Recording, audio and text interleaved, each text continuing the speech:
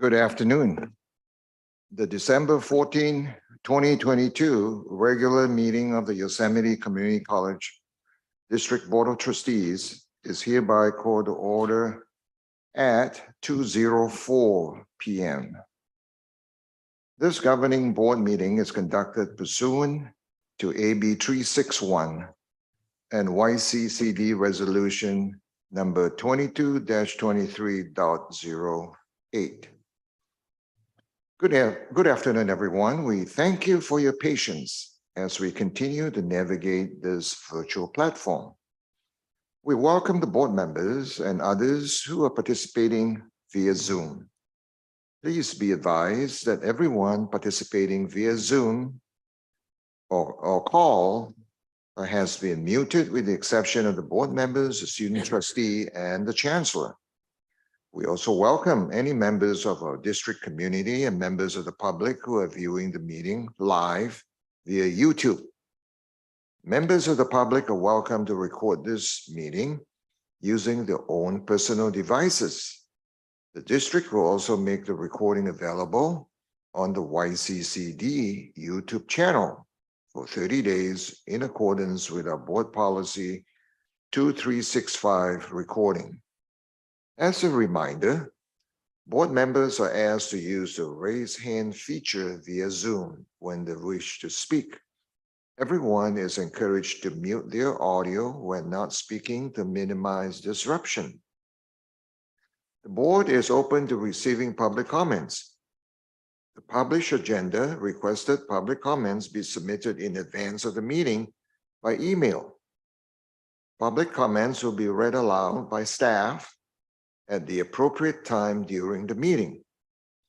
Persons seeking to make a real-time public comment may do so at the time of the agenda item and are asked to use the raise hand Zoom feature. Now I would ask the board stenographer to conduct a roll call for this meeting. Trustees, and this goes for Trustee Aguilar, who is participating virtually. If you could respond to the 3 questions listed in the agenda. Can you hear me well? Were you able to hear our proceedings on this end until now? And do you have a copy of the agenda? Trustee Aguilar? Yes to all 3 questions. Trustee Beggs? Yes. Trustee Garrett? Present. Trustee Hinton? Trustee Nicolau? Yes. Trustee Richards? And Trustee-elect Don Davis? Quorum is established. Thank you. Education Code 72000 requires that the annual organizational meeting of the Board of Trustees be conducted within the 15-day period that commences with the date upon which a governing board member elected at that election takes office. We will begin with the reporting of the election results and the administration of the oath of office.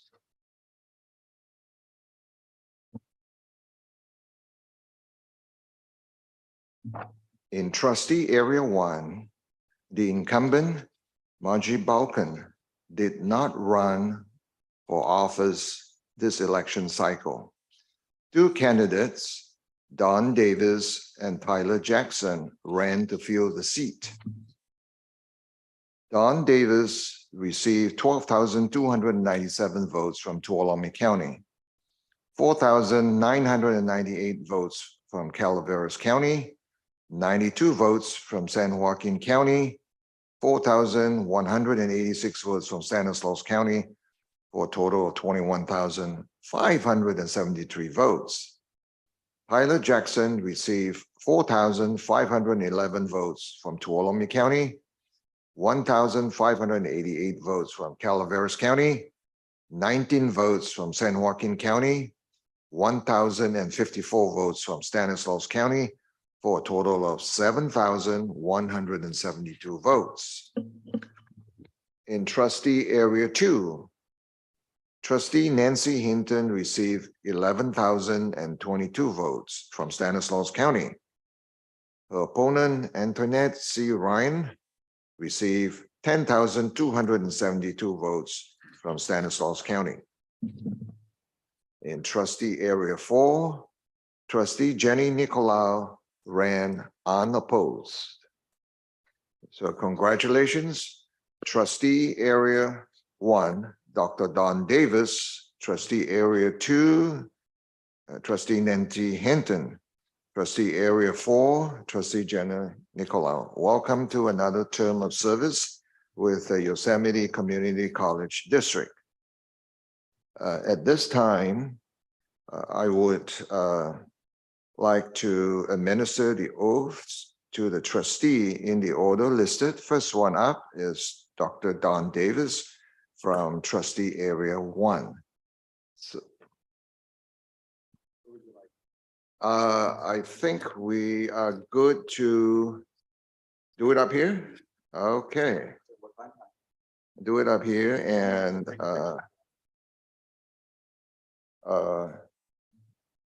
hang on a second.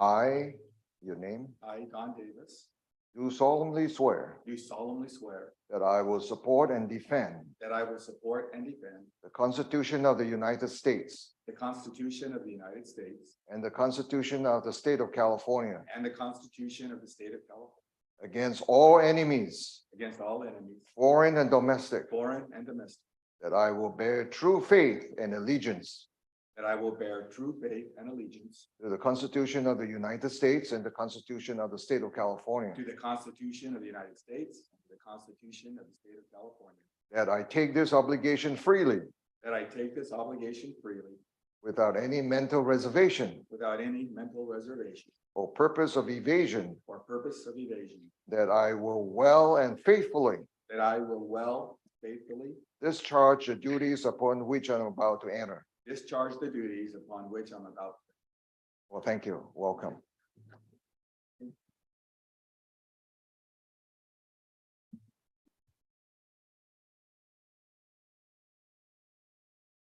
Next will be trustee area 2, trustee Nancy Hinton.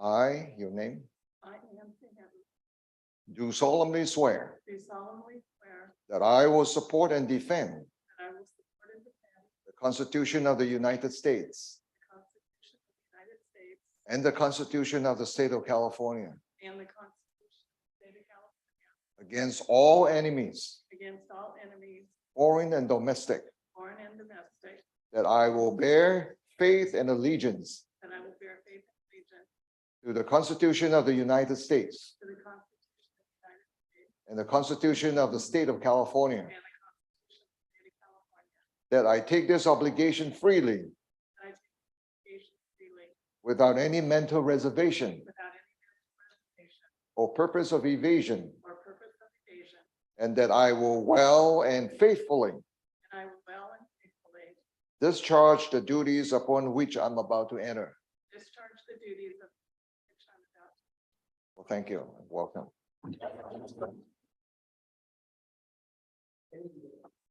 Thank you. We'll go to trustee area 4.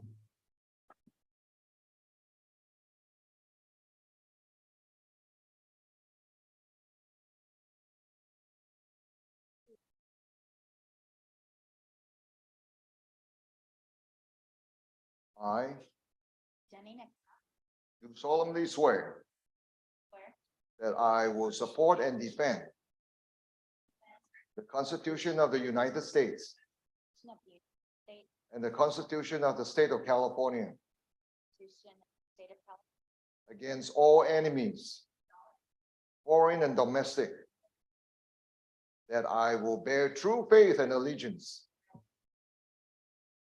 to the Constitution of the United States Constitution of the United States, and the Constitution of the State of California, Constitution of the that I take this obligation freely obligation freely, without any mental reservation probation, or purpose of evasion, and that I will well and faithfully discharge the duties upon which I'm about to enter. Discharge the duties upon. Thank you. Welcome.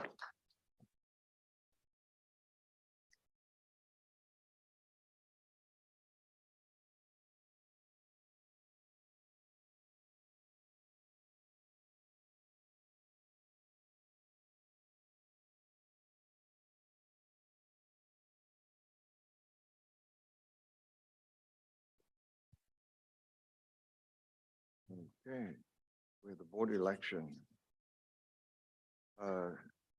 Graciela? The election of board chair. I'll make a motion that we appoint Leslie Beggs as the board president. Okay, do I have a second? Uh, are we going with nominations first, or is that for nomination, or is that just straight off? do it. Leslie Beggs to be the board. And I seconded it. There's a second from Dr. Richards.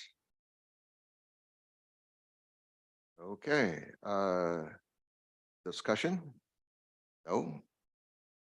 Hearing no discussion, I'm calling for a vote. Okay. Roll call vote, please. Stenographer? Thank you. Let me get to the point where I need to.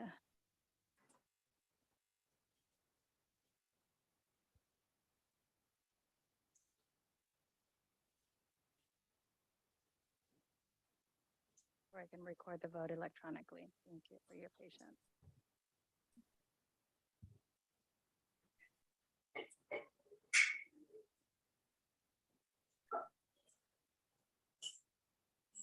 Trustee Davis, Aye. trustee Hinton, trustee Richards. Yes. Trustee- Thank you. Trustee Nicolau? Yes. Trustee Garrett, Yes. trustee Beggs? Yes. And trustee Aguilar. Yes. Vote is 7-0, motion carries. Madam Stenographer, oh, congratulations.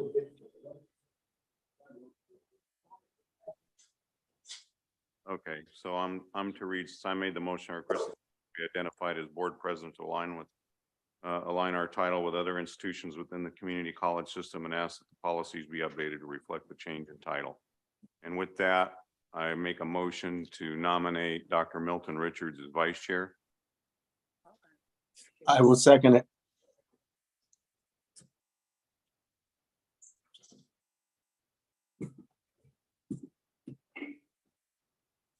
So at this time, I think the gavels is turned over to the new chair, trustee Begg. And so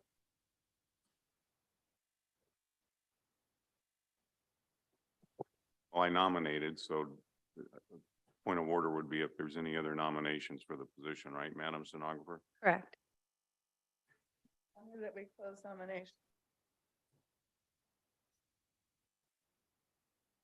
And I second that.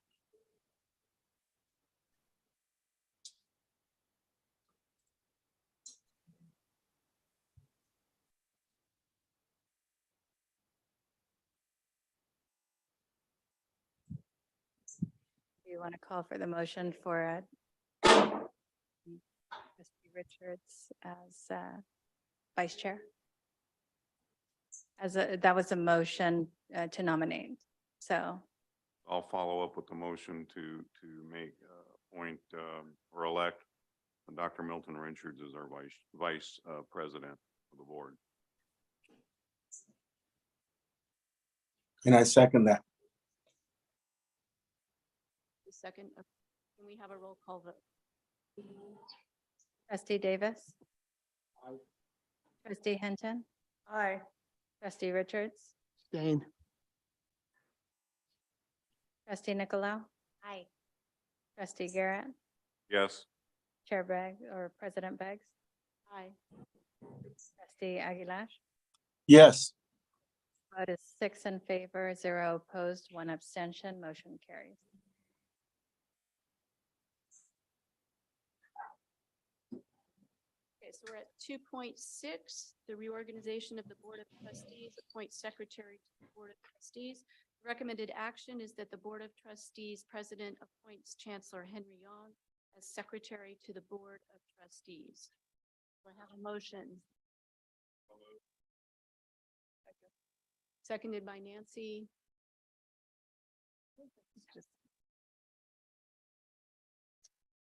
It says the Board of Trustees Chair, so if that's okay, we don't need a vote, do we? Okay. All right, so let's go on to appointing the stenographer. Recommended action is that the Board of Trustees President appoints Graciela Molina as stenographer to the Board of Trustees. Consider it done. Point 8 is reorganization of the Board of Trustees, designate time and place of regular meetings. The recommended action is that the Board of Trustees designates according to the attached agenda below. Is there any question or discussion about this?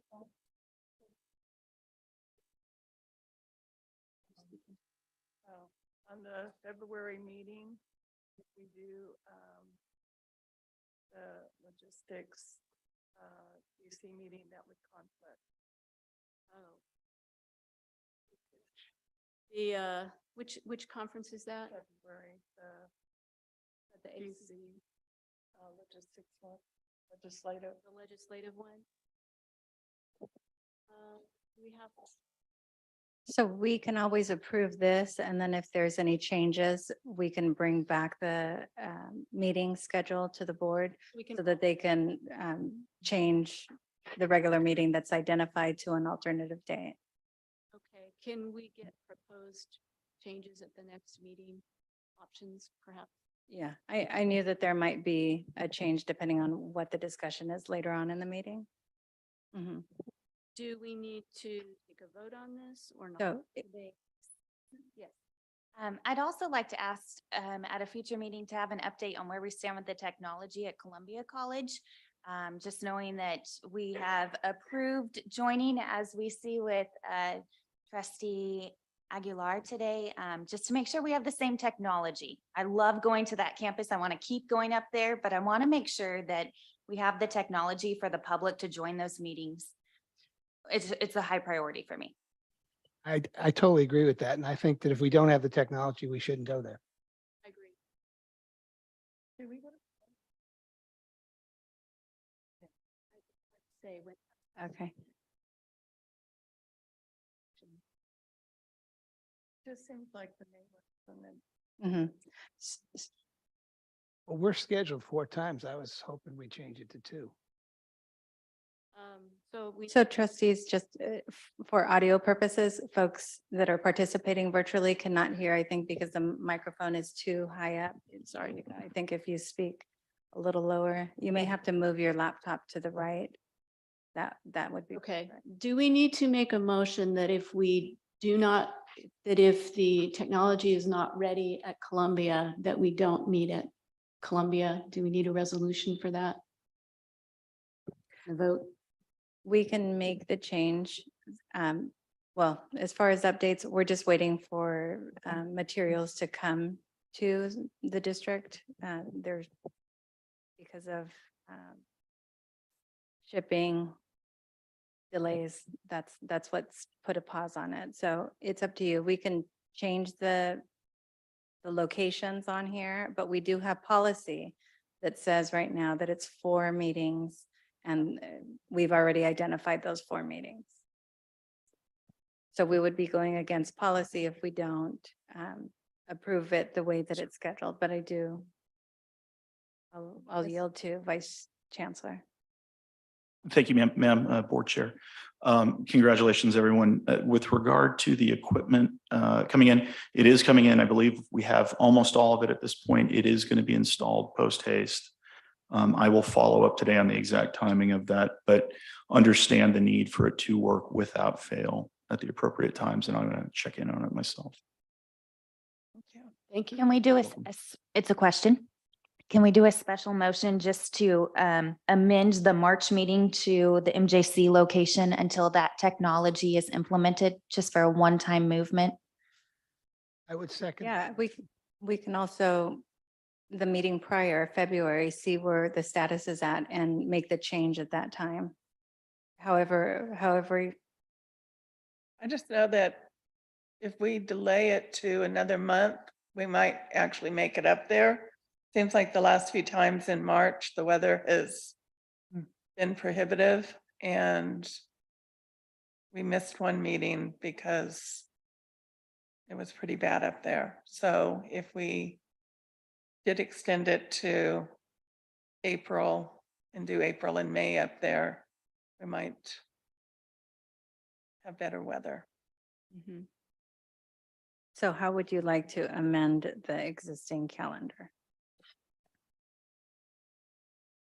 So I heard March, I make a motion that we move the March meeting at Columbia College to April for this year. Only in hopes that, one, we have better weather and we have the technology ready for Zoom. Second. We need to do a roll call vote. we'll have to do all roll call votes in light of trustee Aguilar being virtual.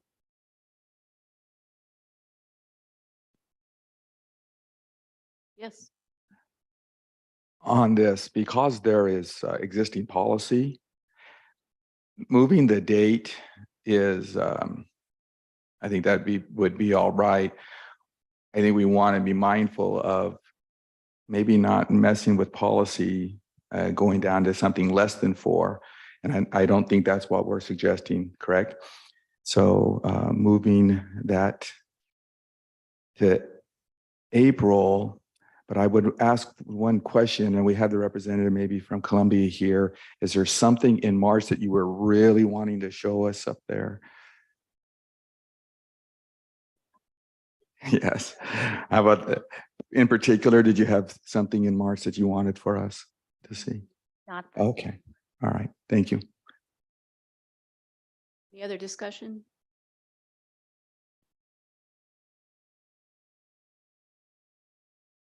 roll call votes. Okay. Trustee Davis, Aye. trustee Hinton, Aye. trustee or Vice President Richards. Yes. It's going to be a switch. Sorry. It's okay. My apologies. Trustee Nicolau? Yes. Trustee Garrett? Yes. President Beggs? Yes. Trustee Aguilar? Yes. Vote is 7-0, motion carries. Okay. So we're up to 2.9, reorganization of the Board of Trustees. Recommended action is that the Board of Trustees appoints a trustee to serve on the Association of Stanislaus County School Boards. That has been done by Trustee Hinton, and you would like to continue in that, right? Yes. Okay, so I am appointing Nancy to serve on that, and if I am not taking a vote on something we need to take a vote on, let me know. Okay, yes. I'd also like to ask, maybe Don would like to serve on that because he was the superintendent in Waterford. So if he would, I would. I'm happy to do that. I've been familiar with that organization for some time. I'm happy to. And I think that'd be nice, but I don't want to just come in and take it. So if that's something you feel like you really want to have, keep it. Otherwise, Brought it up. because okay. I thought, Well, I'm happy to be appointed to that role. Is there anything that would prevent them subbing for each other? So if Don had it and couldn't make a meeting that Nancy could, that she could go in his place? I would have to ask the School Boards Association to see if they have a policy or if there's a preference, but That would be we my can preference. identify maybe someone to serve and then an alternate. Mhm. So who am I hearing would be the member to serve, and then who would serve as the alternate? Well, since Nancy said that, Dawn would be the person appointed and she would be the sub alternate. I'll make note. Thank you. Okay. All right.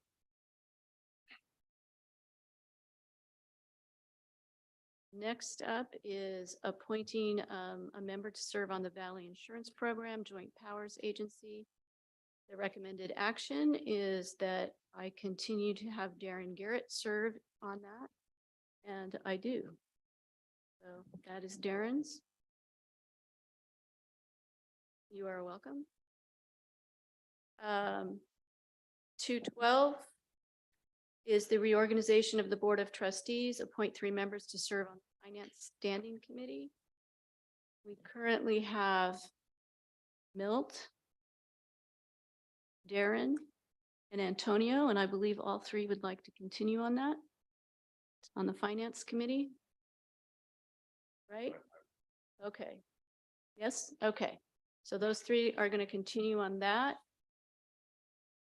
And I guess check also on the Valley Insurance Program if you can have an alternate. I just don't want us to miss a meeting. So if we can have an alternate, I would like to have an alternate on that. So I serve on that, as does Dorothy Pimentel. So we already have 3 representatives from the district. So if trustee Garrett can attend, the district is still receiving the information. Okay, great. Thank you. Okay, so we're up to 213, reorganization of the Board of Trustees. Appoint 3 members to serve on the Policy Standing Committee. Right now, that would be Nancy, Jenny, and me, and Nancy is the chair of that committee. And I believe all 3 of us would like to, correct? Yes, correct. Great. So that one is 3 of us. Let's see. 214 is appointing a member to serve on the MJC Foundation. I have been doing that. I like it, but does anybody else want to do it? No? Okay. You can see the dates there. All right, so I will appoint myself to serve on the MJC Foundation, which now includes the Great Valley Museum. That has been folded in, which was the other organization that I was a liaison to. Okay.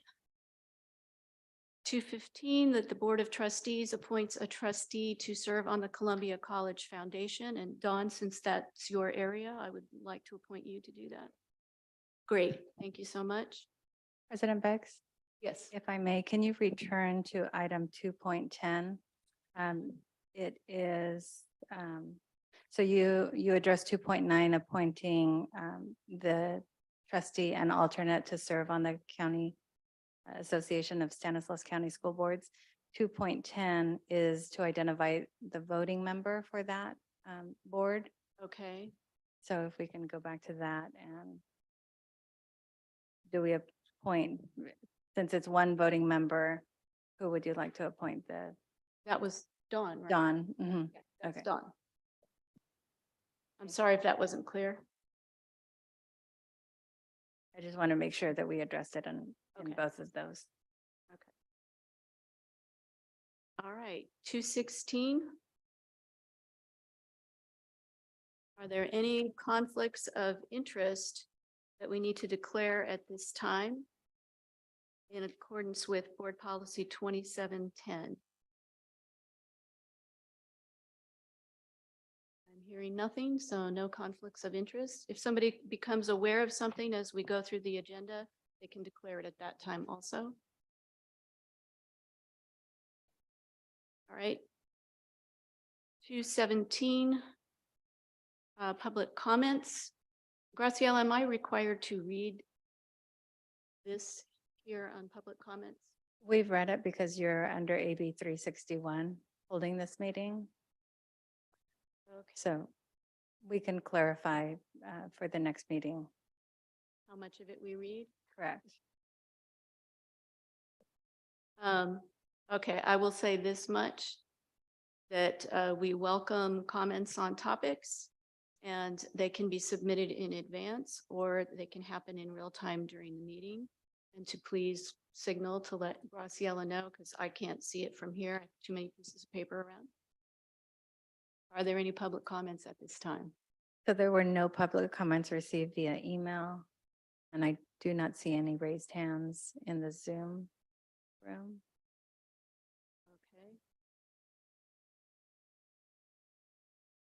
So then I think we can go directly into closed session. Right. You can just announce the items that are on there, or that they're listed on the agenda. So we are going to go into closed session dealing with 3.1, discipline dismissal, release, reassignment, appointment, executive cabinet contracts, evaluation. 3.2 is conference with labor negotiators, employee organizations, CSEA. The negotiator is Catherine Pritchard. And 3.3 is conference with labor negotiators, employee organizations, YFA, agency negotiator Rex Randall Erickson. All right, we will now go into closed session.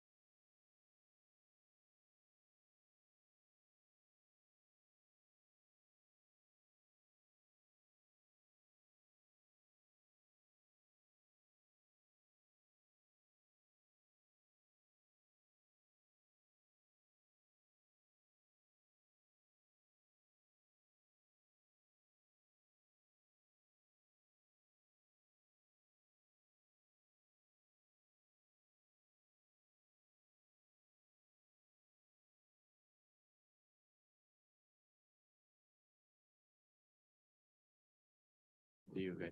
Okay. I'm serious. Next week? When? Next week, we're not supposed.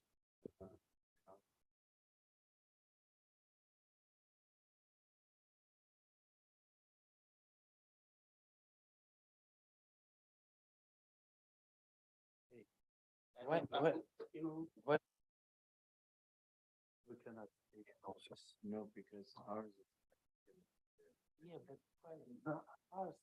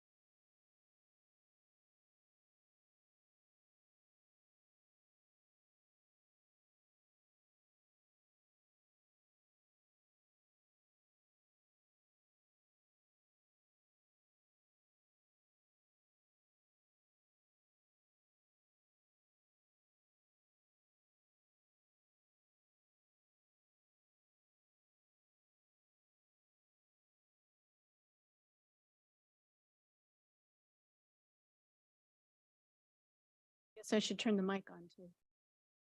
Okay. The December 14th regular meeting of the Yosemite Community College District of Trustees is hereby called to order at 5:30 PM. This governing board meeting is conducted pursuant to AB 361 and YCCD Resolution number 22-23.08. Good evening, everyone. We thank you for your patience as we continue to navigate this virtual platform. As you can tell, I'm reading a required script. We welcome the board members and others who are participating in person or via Zoom. Please be advised that everyone participating via Zoom video or call has been muted, with the exception of the board members, student trustees, and chancellor. We also welcome any members of our district community and the members of the public who are viewing the meeting live via YouTube.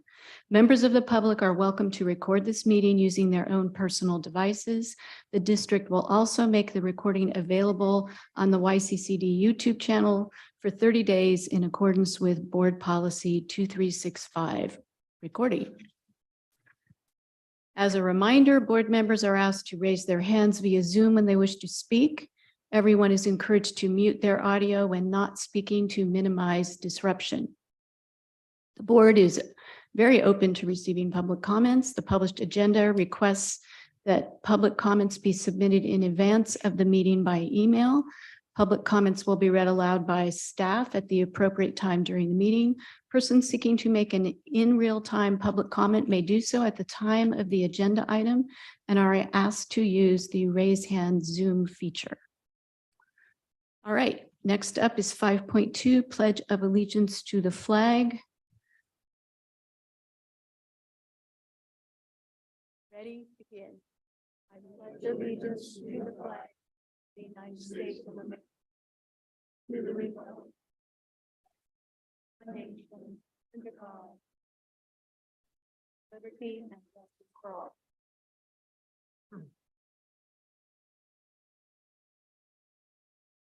All right. Graciela, we need to have roll call for the establishment of quorum. For trustee Aguilar, who is participating virtually, if you can respond to the 3 questions listed in the agenda. Were you able to hear, can you hear me well? Were you able to hear our proceedings on this end until now? And do you have a copy of the agenda? Yes, to all three. Thank you. Student trustee Maria Marquez, Here. trustee Don Davis, Here. trustee Darren Garrett, trustee Nancy Hinton, Here. trustee Jenny Nicolau, Here. vice president Milton Richards, That's hard to get used to. Yes. and president Leslie Beggs. Yes. Quorum is established. Okay, our report out from closed session. By unanimous vote, the Board of Trustees approved extending the contract of Trevor Stewart, Vice Chancellor of District Administrative Services, for the term commencing July 1st, 2023 and ending June 30th, 2025, with the administrator employment agreement to be brought back to the January board meeting for approval. All right. If you could read, or if I can share that the motion was made by trustee Garrett, seconded by trustee Hinton, and as you said, all members voted in favor. For changes in order of business, we're pulling items 5.6 and 5.7 for a later date. And we are now up to 5.8, public comments. This is an opportunity for public comment is provided as listed in the agenda. Do we have any public comments? There were none received via email. At this time, I'll look to see if there's any in the Zoom. Appears to be none. Trustee Beggs, if I may, was the board going to go back into session after this meeting? We are. We could not get through everything. Okay. We're now at 6.1 Board Finance Committee Report.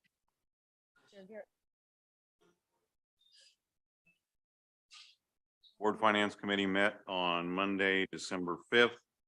Myself, trustee Dr. Milton Richards and trustee Antonio Aguilar. Routine and customary items, where we at on our budget. Happy to report that everyone is doing a great job in regards to our district budget. We had an update on our current FTSs for both colleges and district totals. Also happy to report that you know, a lot of progress has been made. We're moving in the right direction, although we're not where we've been in the past, but there is some positive movement, and that's always a good thing.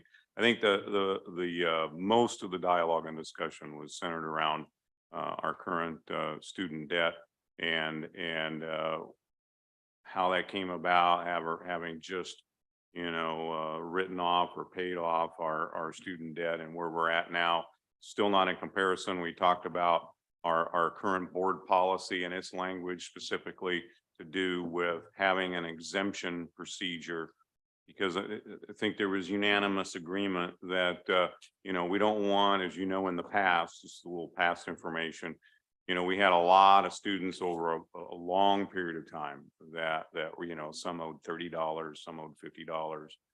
And the biggest ones that showed up were the, particularly out-of-state athletes that were, $800, $1,300, $1,500. And, do you don't want to penalize, put everybody in the same barrel, or are you going to come up with a really fair and robust exemption process that says, if you've got a student that only owes, let's say $40, but they're really trying to achieve their educational goals and all that, do you really want to penalize those students, particularly given our demographics and socioeconomic situations that we have in our area? So we had a good, robust conversation about that, and the colleges are going to come up with a really good, fair, equitable exemption procedure that addresses the concerns that the committee had. And that's pretty much it, right? Yes, the audit report, which you'll see tonight. Thank you, Vice Chancellor Stewart. We again, great work by our district finance team and the teams of the two colleges. We ended up with a clean audit. Nothing even in the administrative recommendations. There was nothing. So we did talk about going forward, obviously our pension liabilities as it relates to a percentage of payroll, and how are we going to plan for that in the future? If we start seeing a downturn in state apportionment, we need to start planning for that in the future. So thank you. But you will be voting on those audit reports this evening, and the recommendation from the Finance Committee is to approve them. So thank you. Any questions? Okay. Thank you. Next up, we have the Board Policy Committee report with Chair Nancy Hinton. Thank you, Chair Biggs. We met this last Monday on the 12th. And we went through our normal board policy, first and second reading. Our second reading, we are requesting that you guys will accept to bring back for a third reading the last one in that group, and that's accommodations. And the reason for that was because we first saw this back in March, and then it was sent back for some further changes or to the area experts, and it was just brought back, and we just felt that we needed that extra time to look at it a little bit closer. So we have requested that to come back for a third reading. All the other ones, we would ask for your support on the second readings and or to accept it for a final reading. And with the first report, we just asked that you just move that through to the second readings. There were no issues. And appreciate all the area experts that were on the Zoom call and those that were in the room. your time is noticed and appreciated. So that if someone has a question, we can take care of it at that time. So thank you. And of course, we appreciate Graciela and Kimberly, especially Kimberly, who takes all of our policy and procedures and prepares them for us. Appreciate it. Thank you. That's it for tonight.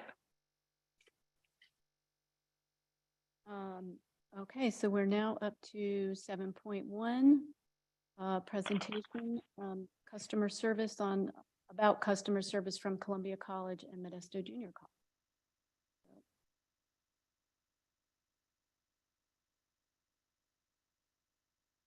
Dr. Raby and Dr. Wilson.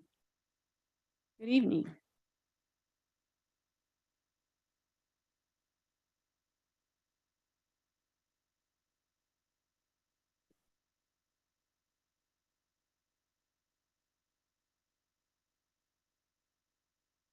Marcelo, do I need to change this here?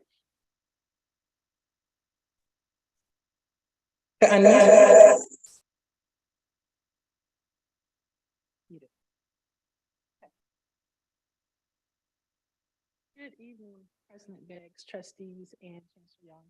It's my pleasure to talk to you about MJC and the work that has been done thus far in student services as it relates to customer service, but also customer service efforts in retention and recruitment efforts, as well as community outreach.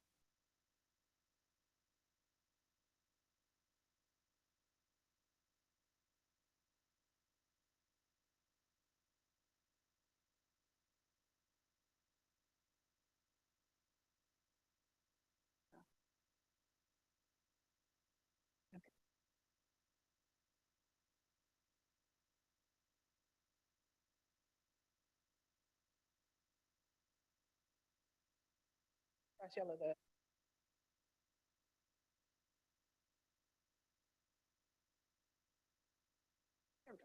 okay, so customer service, I'll talk to you about the goals for student services that were established this year, as well as our numbers, our data for our pathway centers, our counseling services, our online and phone service, our basic needs support data, student services frontline data, and then Caring Campus that we're excited about in spring 2023. So our student services goal, I met with the entire Division of Student Services at the beginning of this semester, as well as at Institute Day, and talked about our 3 goals for student services specifically. And number 1 is a student's first focus. It's all about enrollment, persistence, retention, and completion, and increasing that. But number 2 is customer service and an enhanced experience. So it's about everybody getting the VIP service, because we all know what it feels like when someone goes that extra mile. So everybody is a very important pirate at MJC, and we want to make sure they feel that way. And then finally, to show that we care. And it's about connecting with our students, assessing their individual needs, responding accordingly to those students' individual needs, and then making sure they're engaged in campus, because we know the more they're connected to our campus, the more likely they are to remain on campus. Here's the numbers for you. Our MJC Lifeline, which just began in November of last year. So far, there's been over 4,000 contacts, and those are people behind those phone calls. So our student success specialists have been doing an excellent job receiving those phone calls. We have information regarding some of the services and what's at the height. So it's counseling services, financial aid, and things like that, as well as our chat bot. So our chat bot, on the far left bottom, you'll see, when you go online, you see PD asking, do you need help? And there's conversations that are generated automatically, but then there's live chats, which again, our staff are behind those live chats and providing that service as well. In the center, you'll see our pathway centers numbers, and it has been well over 8,000 students who have contacted, have been through our pathway center to receive students, again, from our student success specialists and success teams who have done an excellent job meeting with our students. Then our counseling appointments, video, in person, or by phone, and it's covered up well over 6,000 there. Basic needs so far for the fall semester, and these numbers are through November 1st. So for our free lunch on Wednesday and our pantry vouchers, there's been almost 4,800 or more students who have come because they've needed some type of food voucher.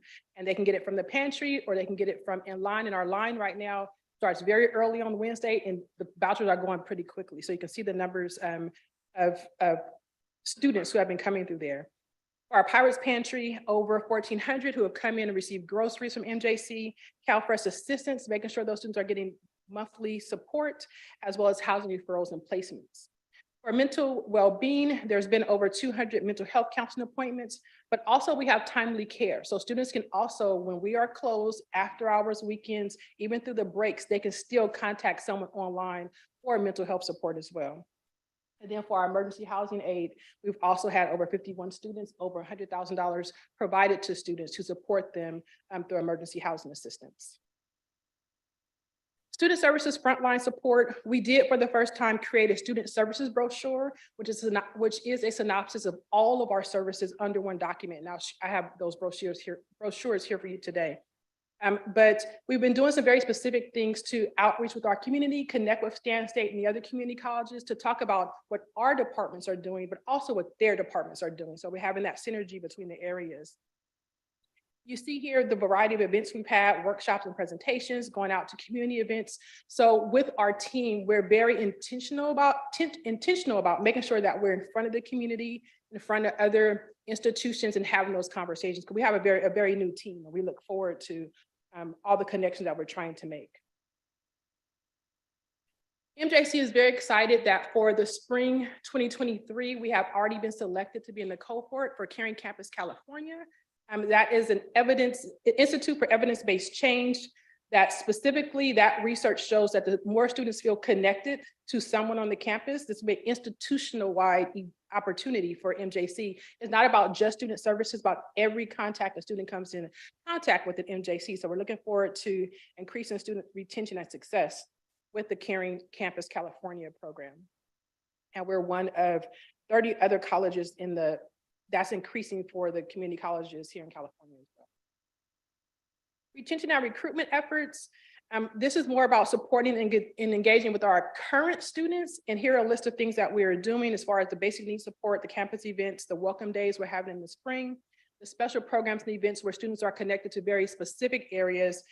Here, the TRIO programs, we opened up the Rise Up Center on East Campus. We're opening up on West Campus as well. But then also I'll share with you the recruitment efforts we're doing for new incoming students as well as high school students. And we're having boot camps and registrations, workshops as well. Dr. Wilson, could I ask you a question?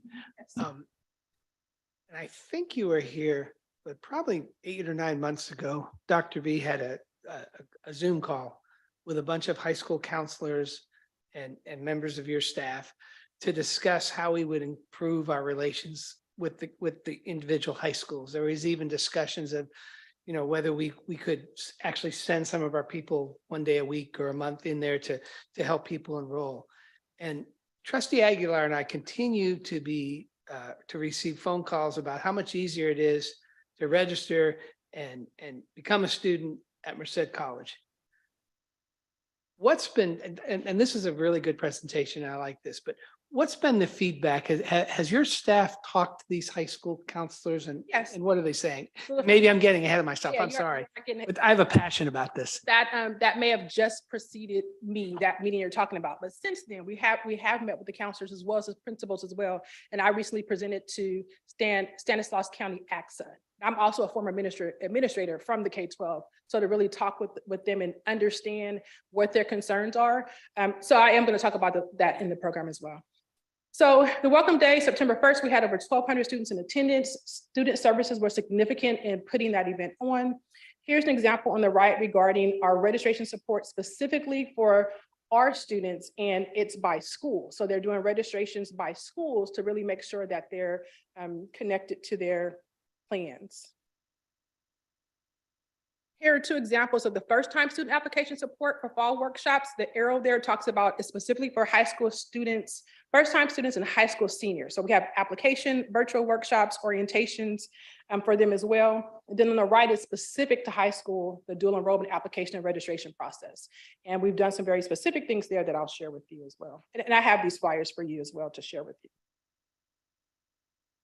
So for dual enrollment, for fall, so dual enrollment just came to student services this past spring. So it's new to our area.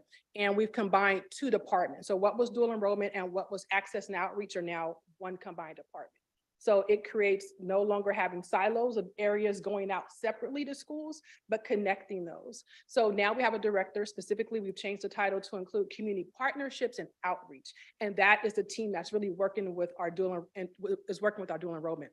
So here are the numbers for fall 22 and spring 23, where we're just connected to 3 school districts at this point in time and 13 schools. The expectation for the fall and all the work that's happening now through the spring, that will increase to 8 districts and 18 schools for fall 2023. So what was already in place is, students enroll in classes in January, February in high school, so they're there for the entire year. So we're working on now what it will look like fall 2023, and we definitely expect that growth to grow for 23-24. Vice President Brian Sanders is doing an excellent job working with the faculty on these agreements. But at the bottom, it will show you the difference between pre-fall 2023 and what it will look like next fall. So that difference between having those CCAP agreements in place and not will make a significant difference for MJC and our relationships with the high schools. Our community outreach, as I mentioned, we've had counselors meetings, principals breakfast, the AXA meeting, doing boot camps. We continue to have affinity education conferences to connect with various parts of our communities, transfer day and college night, and then our LAEP program, which I also have a flyer for you about, that students will be allowed to do intern placements that will go towards their fees. So as I mentioned regarding the high school counselors in the fall, we just met with them. And we have the high school principals meeting in the spring. So we'll give them a recap of what's happening new for dual enrollment, talk about the CCAP agreements, really get the rollout on this is what dual enrollment is looking like for the future, and really working with those groups. So we've really been intentional and very strategic with how we're doing things now, being under that one umbrella. And we hosted transfer day and college night, where the transfer day was for MJC students during the day, and then college night, we invite the high schools to come on campus to also have an opportunity to see those college, the college tables and fairs there as well. And then our Hispanic Ed Conference was very successful this year as well. This is the Student Services Leadership Team. Many are new to our team, but I am very excited about the work that they are putting in, because when you have new energy, new excitement for areas, it changes the culture. And that's what we're trying to do at this point. That is it for MJC. Thank you so much.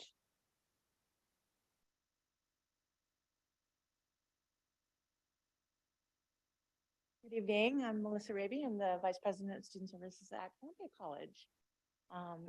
As we're waiting for the PowerPoint to come up, I just want to say how excited I am to be back in this room. It's been a while since I have driven down the hill. But I just want to start off by saying, as you know, Columbia has a very different demographic than MJC. So as a lot of our approaches are very similar to what MJC does, there's a lot of approaches as well that are very different. So I'm just going to go quickly through some of the things that we do at Columbia. So in terms of customer service, we have really worked hard this past year to focus on the message to all of our staff and faculty that it's students first. I mean, that is our goal. And so I know many of you have listened to Margie Bulkin talk about her experience with her niece that came through. And that's what we do at Columbia. It's because we're small, I think we're able to really give that good, good customer service in terms of, here, let me take you to see Tamara, instead of saying, go down and see the mental health counselor. We're going to take you and we're going to introduce you to this person and give them by name and not a title. And we're really able, fortunately, to be able to do that. And I think that goes a long way. So one of the other things that we really do well is we've been focusing on some professional development at every single one of our division meetings, student services. And the Vision Resource Center is an excellent resource. They have a lot of different free trainings that we can provide. And so we get together as a group, we go through the trainings, we do practical exercises to follow up with that. And it really helps our team kind of develop a unity in the message that we're providing. We also take really good care at training all of our student workers. So prior to both fall and spring semesters, we bring all of our student works together. That includes our student ambassadors, and that includes our peer mentors, it includes our tutors and other students that fall into those categories. And we really provide them, number one, with good customer service training. They get a good cross training so that, you know, if somebody comes in, they can really do a good job triaging and getting them to the right person to answer the questions that they need. Because if a student comes in and they see that face at the information desk, they don't know that they're a student worker. They're a worker, right? So we want them to be very well prepared. So we really take pride in doing that. Our student ambassador program with COVID has allowed us to really kind of jump into a virtual world. So we really feel proud that we can offer services to students at any mode that that student needs, in person, via Zoom, via phone, whatnot. And so our student ambassadors are there to help. I can't tell you how many times we hear the registration is so difficult to navigate. And so our solution to that is saying, we have somebody here to walk you through it. We can help you with the application. We can help you with the registration process. We really want to break down all of those barriers and help any student that needs help to get through that. So what we're doing for recruitment and onboarding, and I'm going to kind of take you through the year because we start off in the early fall. And just like MJC was talking about their high school counselors luncheon, with Tuolumne County and Calaveras County and Madera, we and Mariposa, we're a little bit smaller. So we are able to basically do what we call a high school partners luncheon, because not all of our high schools have counselors. Their vice principals do the advising and things like that. So we bring all of the leaders together so that we can provide them with the information. We can get their feedback and kind of assess what their needs are at that time. And then we go into our Clem Jumper Day, which has been, we were so excited to be able to bring it back in person this year. We had, you know, almost over 400 students attend. For us, if you know, that's, you know, like I look at the numbers that MJC throws out and it's like, you know, thousands, but for us, 400 is a really good number for our local high school students. They come on campus, they get to be able to talk to faculty, because the faculty will participate and they'll have booths and they'll show them their programs. They'll be able to do tours. They get to go see the automotive program. They get to go see what happens at the fire science program. And so it's really exciting for the students. And then we actually follow up. We have little interest cards that they all fill out. We put those into our Starfish system, and we're able to do constant feedback. They come back for additional tours. They come back and talk to specific faculty. We make sure that they're invited to our application workshops that we do next. So in the fall, then we're also doing recruitment for our Promise program, which any student that graduates from any of our local high schools gets free tuition at Columbia for 2 years. So we really promote that very heavily. And then we also have our financial aid nights where we go out to the high schools. And we're at the high school campuses. We have our team. We have our MEOP team, which is our Motherlode Education Opportunity Center, which is a TRIO federally funded grant that helps any student apply for financial aid, apply for any college. And we also have our outreach and retention teams that go out to these high schools and actually help students go through the application process and get their process done. And then towards the end of the semester and getting ready for spring, we actually pull up lists of students who have applied but not yet registered, or students who were registered and not yet registered for the next semester. We do emails, we do phone calls. We really do a really good aggressive effort to try to get them to say, hey, why haven't you registered yet? What can we do to help? And we really try to help them get registered for the following semester. And then in spring, we're continuously going out to the high schools. We have our outreach team that goes out. We have our dual enrollment and our CCAP classes are actually run by what we call the External Initiative Program. And that's within the instruction program, but they work really closely with our student outreach program in student services. And together we go out to the high schools on a continuous basis. We have contacts, we get students enrolled for our basically orientations. We call them Go Columbia Days. So in April and May, all of our high school students then are coming back and actually getting registered for classes at that time. A little bit about our retention efforts. We start off in the fall. We do a lot of student engagement events. We have a new student welcome. They have, pizza with the president. We have an entire, what we call weeks of welcome. There's every day, there's a fun event that happens. Basically, the idea is to get students connected and getting them engaged in the college community so that they feel welcomed and they feel like they can continue with their efforts. Mid-semester, we do Spirit Week. So there's a lot of student engagement that happens throughout the semester. We also, as MJC was alluding to, we have now a basic needs and emergency financial funding process. So the state of California has given us money for specifically for basic needs for students or for emergency funding for our students. So we have a committee when we have one application, a student, let's say, their car breaks down, they need, new tires, or they can't afford a gas for that week and they want some gas money. They can easily apply to this simple application. It's reviewed by a committee and immediately, if it's warranted, the student is awarded whatever financial need is necessary. So in that sense, we're hoping that the students providing that emergency financial funding will help them continue and succeed in their college.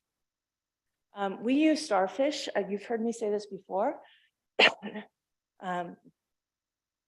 We've used Starfish as our tool to keep students connected. That's basically our biggest retention tool that we have. We have a caseload design model that I will talk about in a second, but this allows us then to really have that connection that students can go in and they know who their network is. They know who their student assistant is, a success assistant, they know who their counselor is, they know who the financial aid technician is, etc. And we can communicate with those students. And if there's a, I think Pam was here earlier, we have, for example, faculty is connected to that cohort of every student in that has an active program for child development. And if there's an event that we want to hold that's specific to child development, we can contact those students. We've got the faculty who can make sure that the students are on track. We have the counselor who works with the faculty and works with all the students in that major. So it's a really good model. So every student is connected to their major that they applied for. And every faculty has a role for that major. And so just like I was saying, for child development is a good example. And that faculty and that counselor work together to create that network. The student knows they can go into Starfish.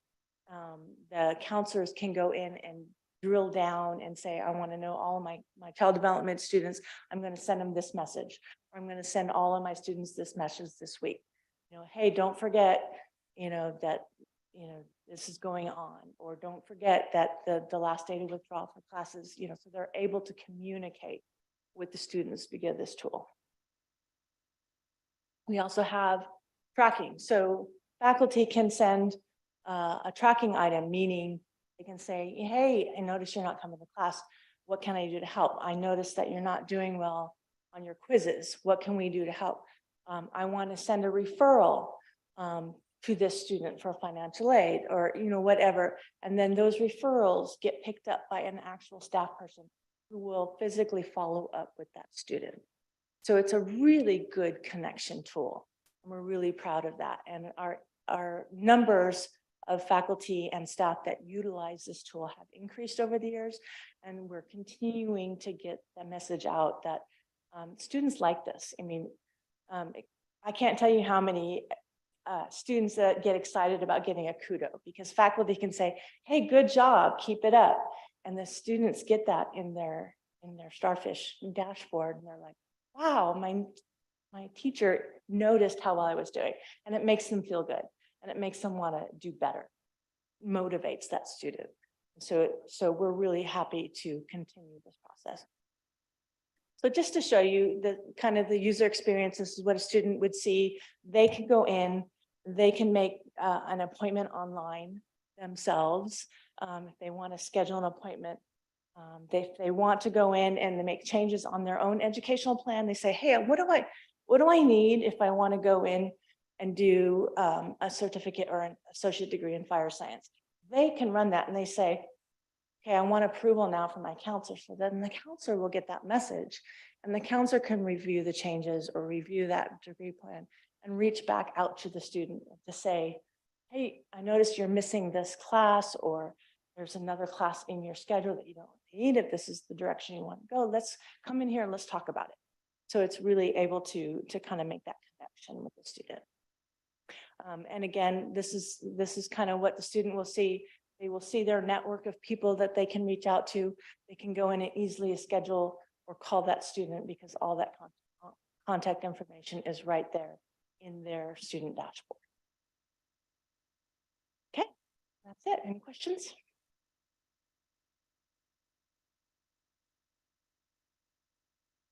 Vice President Wilson. So talk to me about, because it's on our consent calendar for our, what do you call it, POs.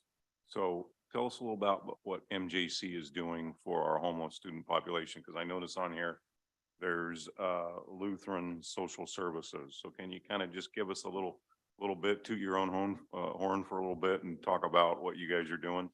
So Jose Rocha, who's our dean for special programs, he specifically has been working with Lutheran student with Lutheran Church. I can't think of the exact name. But students who are in need of referrals to housing or have that opportunity to receive that service or apply for financial assistance. We're having conversations because we know some things are opening up in January regarding opportunities to increase homeless spaces for students. So there's a couple of things coming up in January that we'll be looking at, but that's continuing the service that we've been doing for some time now. And so we have to track each month the students who are being referred to that. They have someone who comes once a month to MJC to meet with our students to walk through that process. So top of your head, how many students do you think are currently in that program that we're serving? As far as referred out for this semester, there's been 8. Just How many? 8 that have 8? actually placed. Okay. Actually placed, but the numbers who received assistance has been, I think, over 112. I think it's in the presentation. Wonderful. And also I want to mention that Dr. Wilson was at our finance committee meeting and she and her staff are doing a great job as far as 2 things: outreach to students early to get them to re-enroll rather than waiting, as she kind of explained the process to us. So we're not losing these students, and also reaching out to them as far as what they owe. So they're not having any problems with future registration and getting the classes they need. So I want to thank you for not only being there, but the work that you and your team are doing. So thank you. Thank you. I'd like to thank you both for a great presentation and the roles that you play in our communities. And my question's the same for both of you. What resources or support are you needing or are you missing to help you accomplish, say, a 1-year goal? Like what don't you have that you need? I can say immediately what I'm excited about is the new faculty hiring prioritization that includes additional general counsel. So our counselors were not up to the numbers because we had some retirements. So being able to get a few more counselors positions in the special program as well as general counseling will help because our counselor caseload that's a huge piece for us. So that's a win. So thank you for Dr. Lee for that. And I think for us, I think in the long term, we're doing really well. We've had a lot of turnover lately. So we have spent the last 6 months basically hiring and training. So, with that comes a lot of lag time. But we have the resources now. The basic needs funding, the financial aid emergency funding has been fabulous for our students. And we have a really good process in place now to be able to help our students with that. So for us, it's just been trying to get people in place and steady and getting them trained. ready to go. So we'll never turn down additional money. Additional funds are always hands out for that. Nancy, did you have? Yes, this one's for Dr. Raby. Up in Columbia, we had heard a few months ago that there was some issues with the dormitory supplies, the beds and stuff like that. Has that been rectified, and how many students are you able to house comfortably? So what you're alluding to was the fact that when a week before the semester started, I think there were like 50 students ready to go into the dorms. And then a few days later, they had like 100 students that wanted to be in there. And so it was really a matter of getting more dorm rooms available. But they were able to quickly get that up and running. And so they've housed, I think we had well over 100 students there. And this year we did a dorm sponsorship program. So partnering with our foundation and with the basic needs funding, we were able to house 20 students in student housing this year that we have accommodated. So that was a really big win for us. I had one question. Both of you mentioned Starfish and how helpful it is, but you also mentioned that not everybody is utilizing it. Do you know what percentages of people are using it, or people coming on board with it, or what's going on? We use it pretty regularly, same as Columbia. Yeah, we do. I think we don't, where we say the lag is that not 100% of our faculty are doing tracking right. They're not putting the flags or the kudos for our students with the referrals. And that's their choice. And what we try to do is reach out and say, here's the benefit to the student, and here's what's very helpful, and here's the follow through that happens when you put that flag out for that student. And so we're continuously trying to get that message out. So I would say, we're still only about 35% of our faculty that use it. But the ones that do use it, the success rates of the students we find are more successful than the students. We're continuously trying to outreach to our faculty, the benefits of it. It's new to me because it came after I was done teaching, but yes. I was going to say, it really paints the picture of how services and referrals are connected and provided for students. So the more who can utilize it, the way is the more you can really see what's happening with the student from A to Z. Yeah, sounds like a great thing. It's a great program. Thank you. Thank you so much. Yes. So recently there was a media report about dual enrollment, and there was a percentage, I think it was like 11%. We were really low, and it was really kind of a difficult article and really took us to task. It seems like you're taking some steps to alleviate that problem, but what is your goal for next year? What percentage of students do you hope that is it, from 11% to 100%? What is the goal for next year that will tell us that what you're doing is paying some dividends? It's difficult to pinpoint a percentage because it's really a conversation with the districts and the sections that they will be able to support and staffing instructors to teach those courses. So it's difficult to, obviously we want to increase. If it's increased by 10%, that's a goal.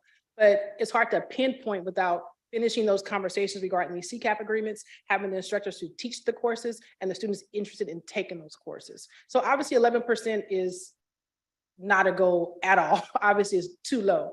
But again, I think it's dependent on the schools, the marketing, and we're going to do all that we can to increase the number. So the more marketing and outreach, the workshops going into the schools, helping the students with the process, because we know that was a challenge for students. The more we can get in front of the students and do those boot camps. We're also switching it this semester, having the students come to us as well to also promote the campus so they can see that they are an MJC student. So we're treating the dual enrollment students for the first time as high school seniors. So come to Welcome Day just as the high school seniors are coming. So they can really feel like they're a part of MJC. So we're doing all we can on our part, but obviously if it was 11%, it would be lovely to increase it by 25%, but I just can't guarantee it. So recently we were at a conference and there was a group from San Diego Community Colleges that really discussed how trustees were really able to work with the local school boards and to really get agreements that really strengthened this. You know, we as trustees don't want to tell you how to do your job, nor do we want to get involved. But is there a role or is there something that we could be doing? You know, like I have some contacts in Turlock and I know trustee Aguilar has some contacts in Ceres. Is there things that we could do as trustees to help you get better agreements to do this? Or do we just need to kind of let you do your thing? I think operationally, VP Sanders, he's been meeting with YFA, talking to Dimitri, having conversations, really looking at those agreements. I really think it's a matter of the instruction side with YFA, making sure they're in agreement. And it sounds like we're going in that direction. So I think as long as we're doing internally what we need to do at the sites and making sure that those districts, because I know the challenge was, or the concern was regarding evaluation of instructors. And as long as that language, and I think the meetings that we've been having, and Scott Siegel has been leading a couple of those work groups, it seems to really be going in a positive direction. So Vice President Sanders is doing an excellent job really navigating the wording to make sure that it's feasible on our side, but as well as for the school district sides. And I've had the conversation because, you know, one of the things that I heard was that our faculty were against this, and I've been assured that's not true. So next year at this time, I hope I don't have to have this conversation again. I mean, I really think this needs to improve because I just think it's such an opportunity for people. And we have a lot of people that, you know, education is the route to success. And we really, you know, with the budgets tightening and all that, I really think we're missing an opportunity. And I'd like to see this number at 50%. So we definitely will be back to give an update related to dual enrollment. Thank you so much. If I may, thank you. I have Oh, yes. one question. Thank you for your presentations and appreciated all the data that we received on the number of 8,348 connections, I think was the number. That's a tremendous. I would appreciate on those CCAP agreements, maybe not tonight, but at some point in the future, what are some of the essential elements of those agreements? And if there are any barriers to coming to agreements between the district, the school districts, and the college district, it might help me anyway, and maybe some others up here get a better understanding of what it is we're trying to accomplish through agreement with the K-12 districts. And I also want to mention, you had mentioned earlier that you're having an increase in counselors. Okay, fabulous. And I suspect that the counselors that you're bringing on board, the counselors you already have on your team, are building one-to-one relationships with counselors at the sites, at the school sites. School sites. Yes. School sites. So when we have the high school counselors come to MJC, and they came this past fall, obviously we can't pull all the counselors from those appointments, but those who can attend, we do have our counselors come, and we can't obviously send the whole team to that particular meeting, but we do make those connections. And so part of the orientation in the spring with dual enrollment, that will include faculty, will include the folks from the district side to start having those conversations, to be in the same room, because that piece hasn't existed just yet. But you're working on that. All right. Well, thank you for that. Thank you both for your presentation. This might be a good time to introduce our new trustee, Dawn Davis. Oh, hello. Would you like to introduce yourself or say a few things? Hello, everyone. Thank you. Yes, it's an honor to be appointed, be elected to this position. I was in public education for 40 years, retired July 1 as a school district superintendent. This information tonight is very dear to me because I've worked in the role that I did for as long as I did. I'm so delighted to be part of a governance team doing the important work of advancing the mission of this school, of this system. I'm glad to be here, and I am learning a lot about the similarities and some of the differences between K-12 and higher ed. But that's what I'd like to share. So thank you. Thank you. And thank you again for your presentation. Welcome. Thank you. Yes. Chair Beggs, may I request Dr. Sanders to throw some light on the new things that we are doing in dual enrollment? There are some massive structural changes that we are doing the way you used to do that and Sure. the right person. Yeah, I heard your question and wanted to chime in from the back row. So when you talk about percentages with the school districts, what we're striving for now in the agreements that we're putting in front of them is that graduating seniors, 75% of graduating seniors will have completed at least one class through Modesto Junior College, right? That's the kind of goal, that's the kind of aspirational goal that we need to establish. And along with that, some students will complete up to half of the units for their associate degree through enrollment, summer classes, independent classes that they're going to take just online because they kind of get a vibe for it, get the bug for it. So that's our goal. That's what's going to be in the new district-wide language. It's still in development. We're still vetting it internally as that goes. We are at the current time working on agreements with, if I can visualize the map, we did this the other morning. Shantanu and I spoke to the Stanislaus County Office of Education and gave them an update on a number of different things. So we have agreements in the works with Patterson, Hillmar, Houston, Modesto City Schools. We have one with Aspire. We're working on Riverbank, Denair, Turlock, Furious School. I think I said Patterson. So those are all in the works.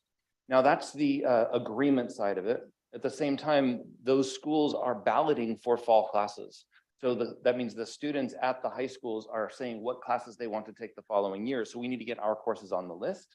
So that's also going along right now. The students are notifying which things they're interested in. And Angelica Guzman is working with each of the school deans to identify professors to go with each of the sections that go with each of these classes. And I'm not sure if I said Modesto City Schools, but we are looking at a trial. So to the other part of your question, instead of rolling everything out all at once and being overblown, we are starting with 2 of Modesto City Schools in the next year, and we're going to try to get a handful of classes at each one of those schools, proof of concept, make sure that this thing works, and then scale it up from there after.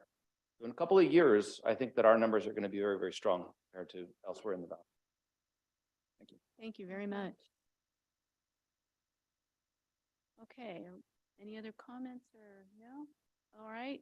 So up next are the association reports. And I understand that for ASMJC, we have Representative Javier Hernandez to give his report.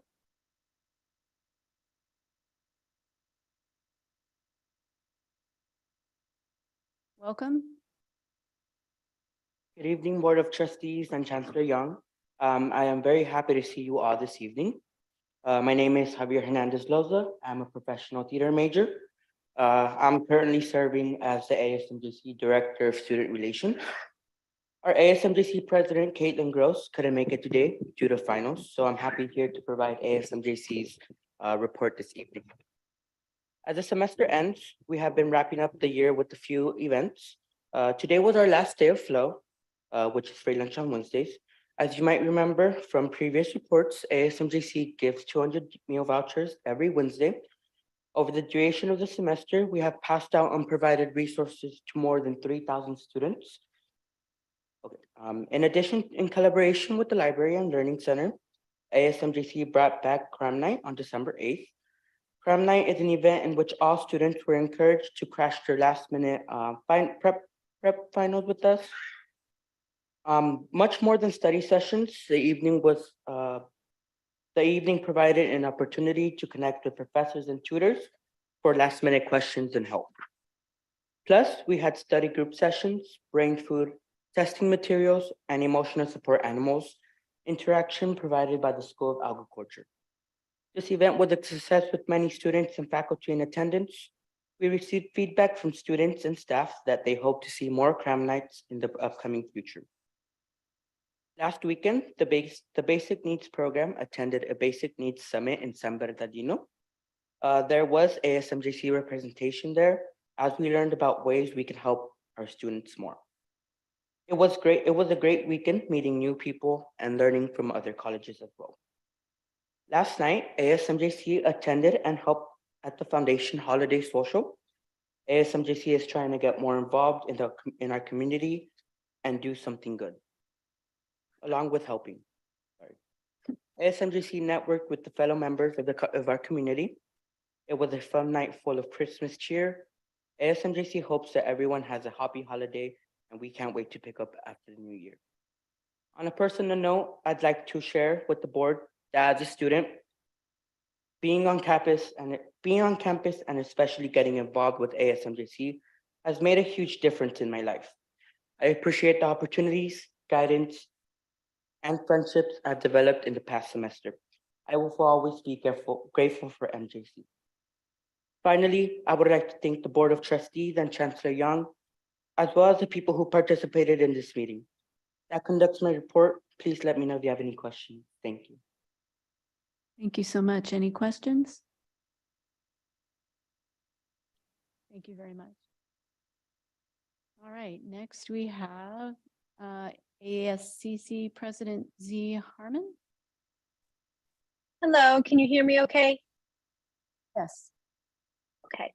I will be leaving off my camera for now because I have been having some internet difficulties where I'm at right now. So my apologies. But good evening, board members, college presidents, Chancellor Young, and attendees. It is finally the end of the fall semester, but our work in ASCC has not slowed down. Since I last spoke to you, big things have been happening at Columbia. We have continued the historic tradition of the Columbia College Giving Tree, providing the children in Columbia's Child Care Center a wonderful gift from our campus's many secret Santas. ASCC would like to extend our deepest gratitude to the many faculty, staff, administration, and students who help keep this tradition alive each holiday season. The gifts will be distributed at the Child Care Holiday Party, which ASCC is sponsoring alongside Columbia's Breakfast Club. The Breakfast Club, much like the beloved classic movie, brings together all students to foster community on Columbia's campus. It is one of Columbia's more popular clubs as it provides students an opportunity to come together outside of the classroom and get to know one another. This club is the perfect option to work with on the child care event due to their desire to build strong connections and bring fresh positivity to campus. The ASCC is also aiming to bring some fun to the many students who are in the middle of finals this week. This morning, our second Donut Stress event gave students a place to relax between exams while they snacked on a delicious treat as a reward for making it through another semester. This event is one of the favorites of students on campus as they can stay in the Student Center to relax, study, or work on projects alongside their peers as they enjoy coffee and donuts. As always, the ASCC has been sitting on college committees and task forces to provide student voices. The utilization of campus spaces is, again, one of the most important topics we have been asked to weigh in on, as Lakeside Lounge is drawing more and more attention from the students. We are also working with Dr. Tran's Housing Task Force to identify student needs regarding housing on campus. I look forward to meeting with you again when we return from winter break. Have a wonderful holiday and Happy New Year. Thank you. Thank you very much. Any questions? Okay. Let's go on to faculty rep to the board, Alan McKissick.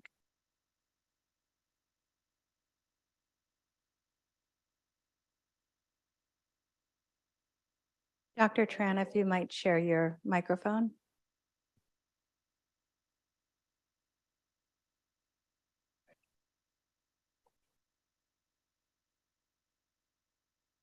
Good evening.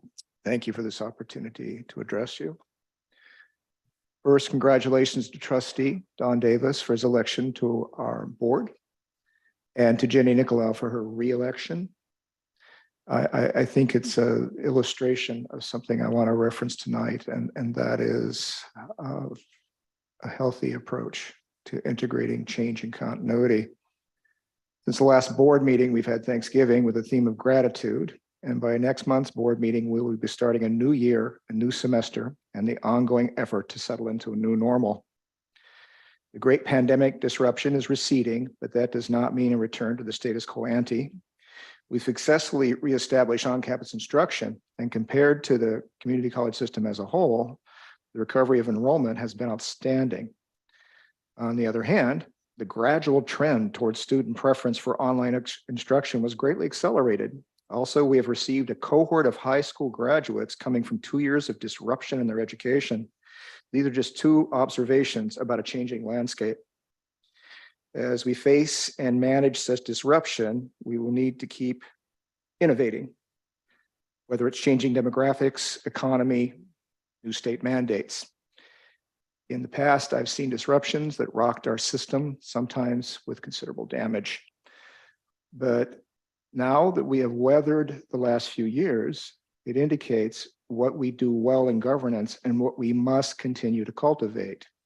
I'm talking about institutionalizing teamwork and resilience. Structural changes have been key. As mentioned a few, I've mentioned before, adoption of broadly supportive governance systems in writing at our colleges, a rational program elimination policy adopted by our board in partnership with the academic senates, a hiring prioritization process at our colleges, transparent, evidence-based, and again, broadly supported, a well-functioning policy review process, which again, I think illustrates everything I'm talking about. One example is tonight when the committee chair asked for a third reading on the policy of accommodations and the board accommodated. And I was concerned about some recent extensive changes and wanting to make sure all constituencies can do their due diligence. But as I was bringing it up to Trustee Hinton before this meeting, once again, she was way ahead of me and mentioned the third reading. But I'll mention one more example of building resilience into our system and collegiality. And that is upcoming for the board's consideration, draft of board policy 6305, reserves. I think it's a really good example of our policy review process, having its meetings, having extra meetings, listening to every constituency, and hashing out language that is broadly supported. And it'll be in front of the board next month. And I think a healthy reserve is one more example of building resiliency into our system. Now I can go on. All these important structural changes are key to institutionalizing teamwork and resilience. They mandate transparency, collegial decision-making. But more important than what is written down is our governance culture, the shared knowledge and attitudes that make a culture. I believe our board does and must continue to model collegiality, transparency, and due diligence in decision-making. What we must change illuminates what we have established in governance and must continue from the top down. I commend the board again for its accessibility and its insistence on deliberation, on consultation, and when necessary, of slowing down and continuing the conversation. So thank you again for this opportunity to address you. Thank you very much. Any questions? No? Okay, next up is YFA President.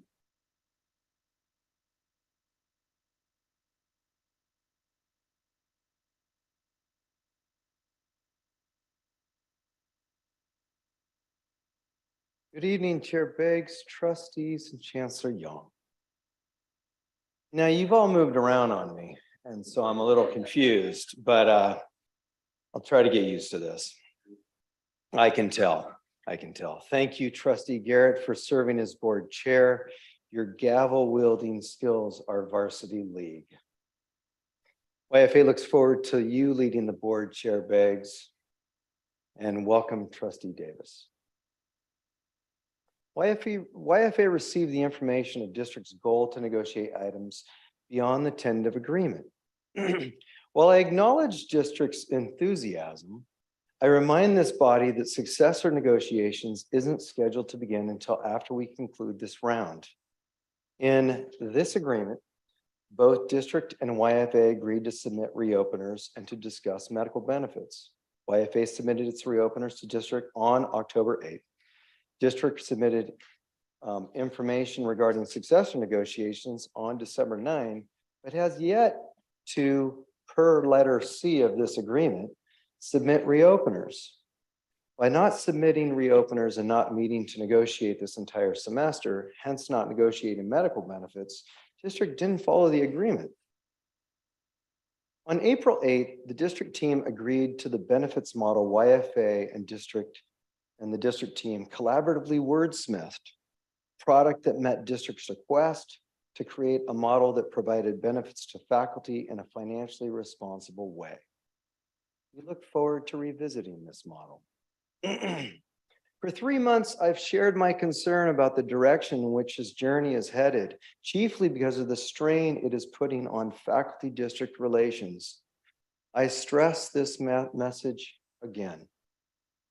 And I also stress that YFA remains optimistic that we can turn this around. Any questions? Or comments? No? Happy holidays, everyone. Thank you. Okay, academic senate activity reports. Aisha?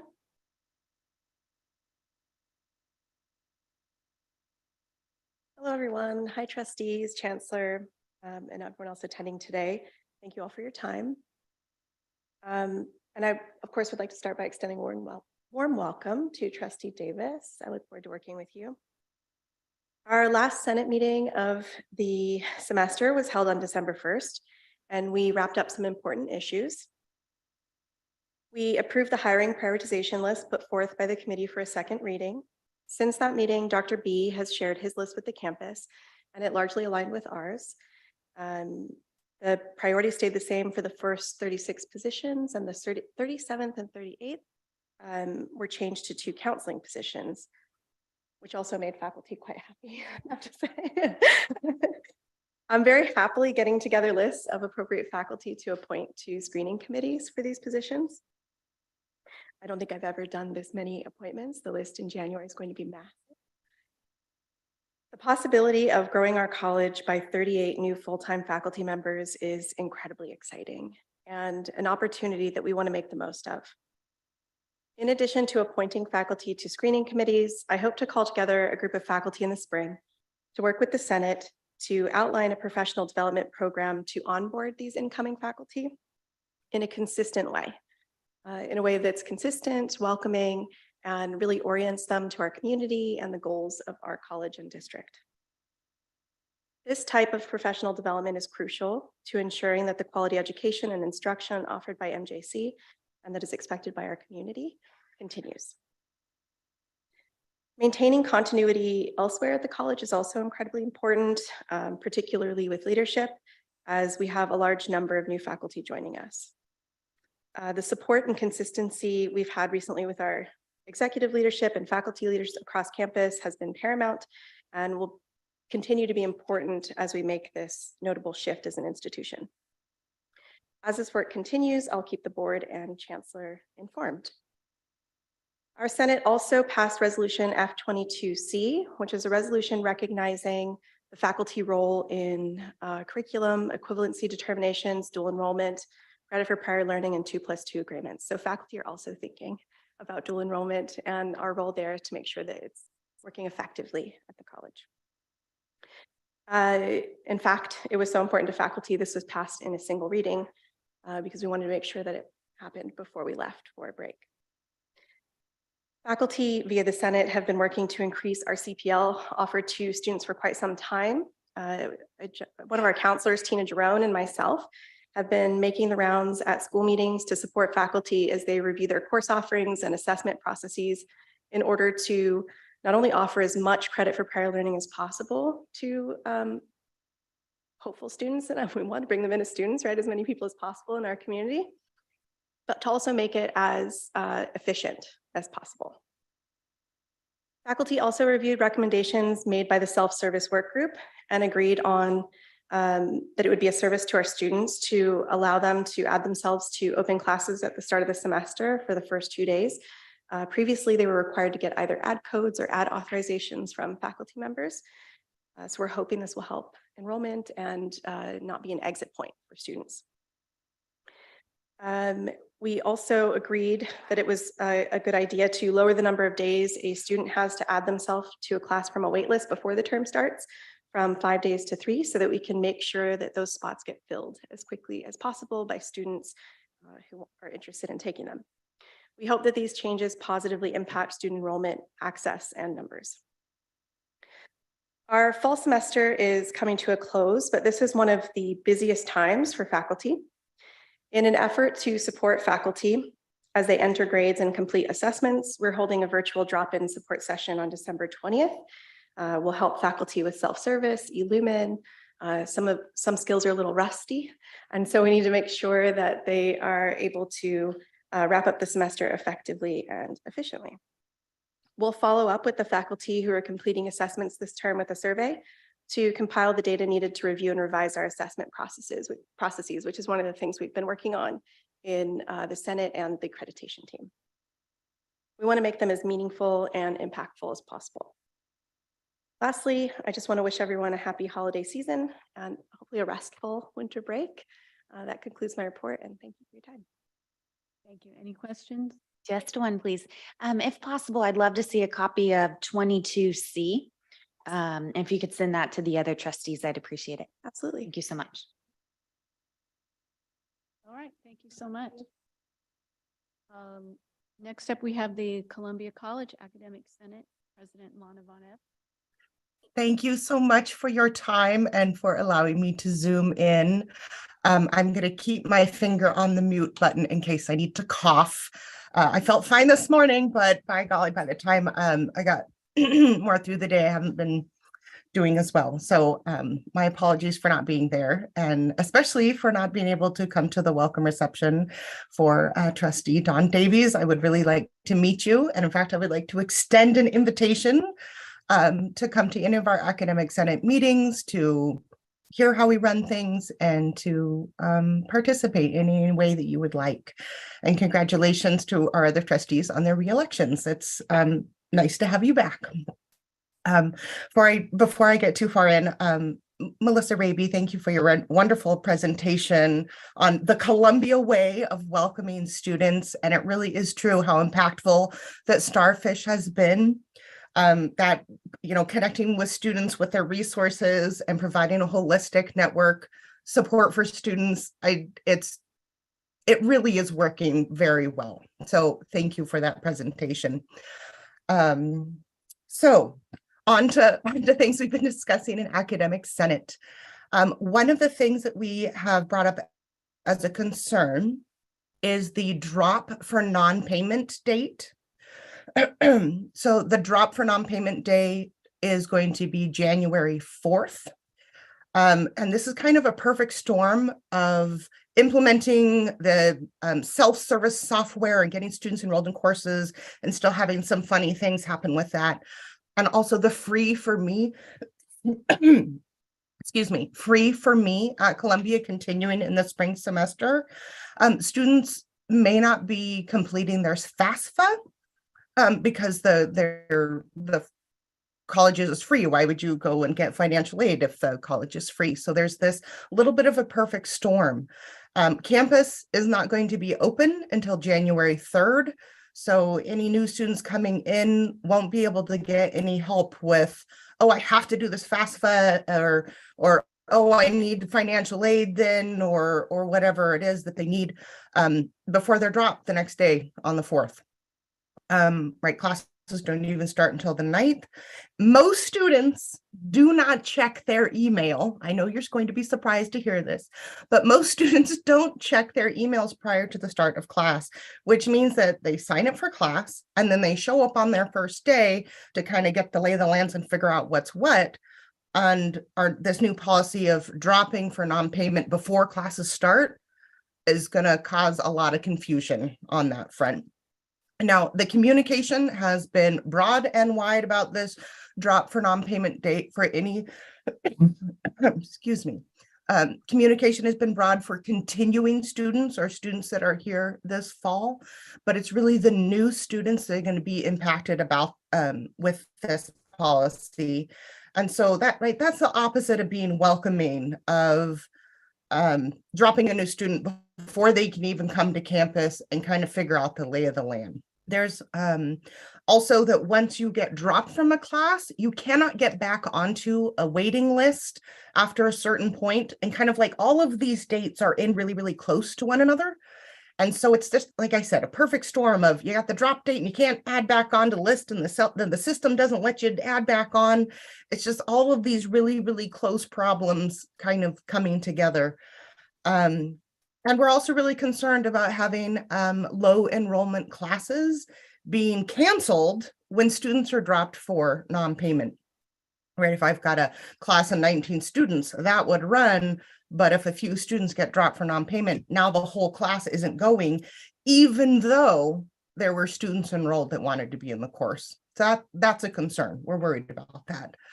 So if you would entertain a solution, it's to move the drop for non-payment day until after classes start, or maybe make kind of census and drop date and make one important date that's like, okay, you're either enrolled in the class or you're not. Let's just figure it out now, but give students enough time to get their feet wet, know if they want to come to college, get help paying fees, get organized before we say you can't come here.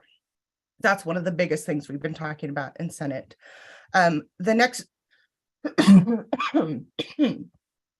The next thing we've been talking about in Senate is this domino effect of our interim positions, right?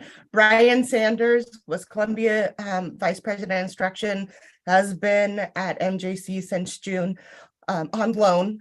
And that's caused this domino effect of Raylene Juarez, the Dean of Arts and Sciences, is now the VPI, and that means that there was a vacancy in the Arts and Science Dean's office, and so somebody else filled that position, and now their position, DSPS, Sean Osborne, now that position is vacant, and so then somebody else had to get in that interim position, and it's just kind of like shuffle, shuffle, shuffle, and we're all just waiting for that to be resolved. So while I offer a huge thank you to everyone who has stepped up and has just been amazing, we would also be really relieved if all of that was resolved and people were in permanent positions. Would really make things more stable.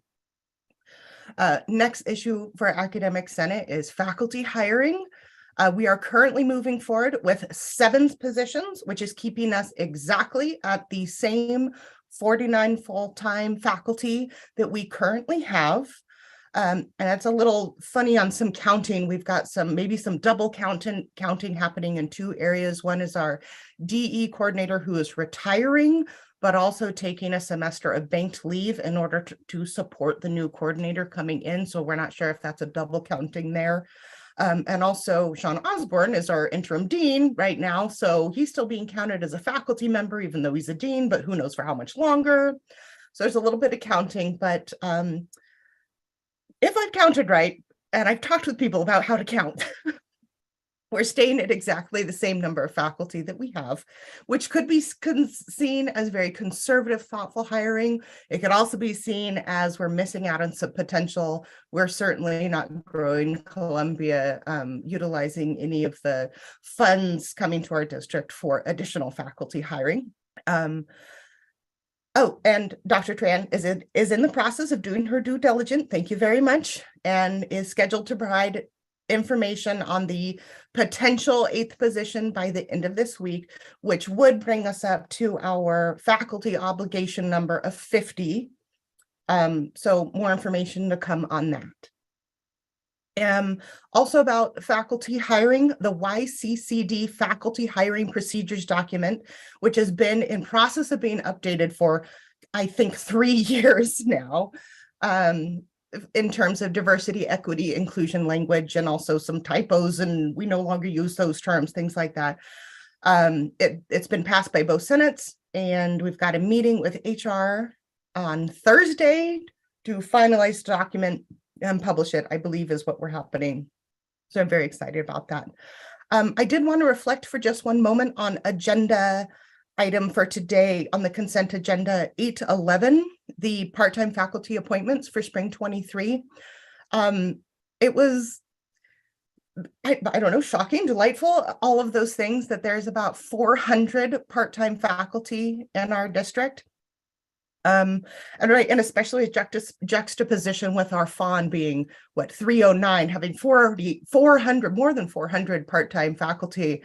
I was thinking about how if some of those classes that taught by our part-time faculty were full-time, right? If the district was saying, yes, let's hire the faculty that are actually needed, not just the bare minimum, our obligation number, but if we were hiring the faculty that were actually needed, what kind of things we could get done. I'm thinking about at Columbia, I can only speak for Columbia, kind of like the number of hats that faculty wear at Columbia. Just for example, I'm Senate President, I serve as the Arts and Science rep.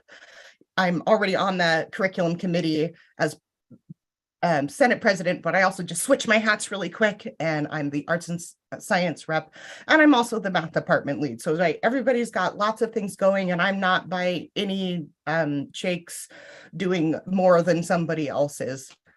And I was just thinking, I'm like, what if we had full-time faculty that were participating in shared governance and were contractually obligated to do all the activities that are outlined in Title V and the 10+1, how vibrant our community could be with the faculty doing those jobs. And so I think about, as we move forward and refining our formula, thank you, Brian Sanders, for FON, we cannot and should not be held to a minimum obligation, but instead should consider the actual faculty needed for each college to thrive. So that's all I have for you today. If you have any questions, I would entertain them. And mostly, I wish you a happy and well holidays. And thank you so much for your time. Thank you. I meant to ask this earlier, but I don't know who compiled the part-time list, but could we maybe put an asterisk on the names of people who are full-time faculty on that list teaching an overload for summer school, just so we have a sense of who is part-time and who is full-time faculty member doing, that would be great. I think it would help us. That would be excellent. Thank you so much. Thank you. Next up is CSEA President Amy Lovett.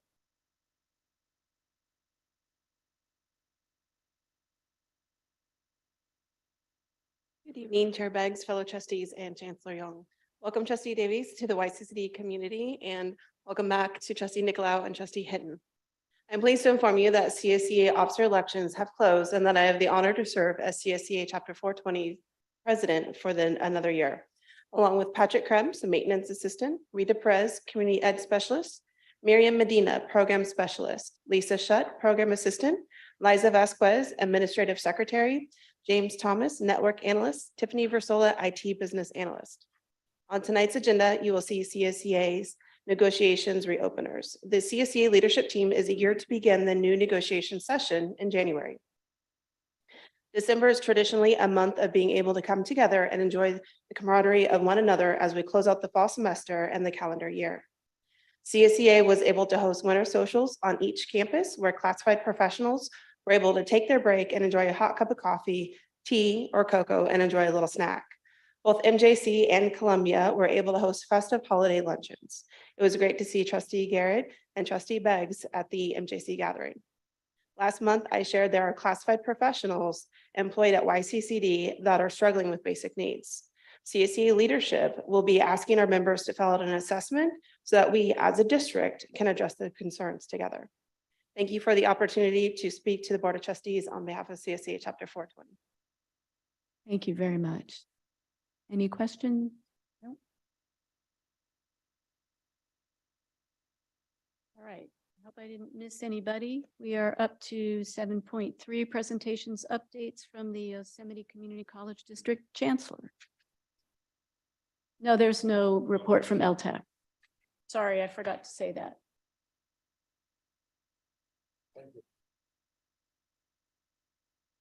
Thank you, Madam President. I am very pleased to have a special presentation on the MJC Afghan Women Student Support Network. With that, I'm going to turn the time over to Professor Ruth Lohman.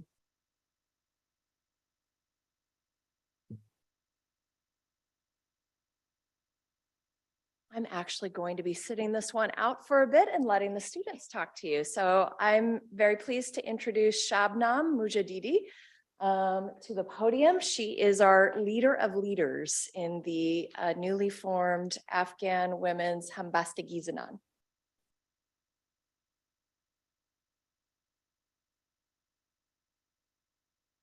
Good evening, everyone. Well, first of all, I would like to thank board members and Chancellor Young for giving us the time to present about Afghan Women Support Network, also known as MJC Hambastagi-Zanan. My name is Shabnam Mujadidi. I'm an MJC student majoring in business and economics and one of the leaders in this support network. On December 2019, I immigrated to the United States with my family. And as someone who's firsthand experienced it, I can tell immigration is hard. It's challenging to leave everything behind and start a new life from scratches.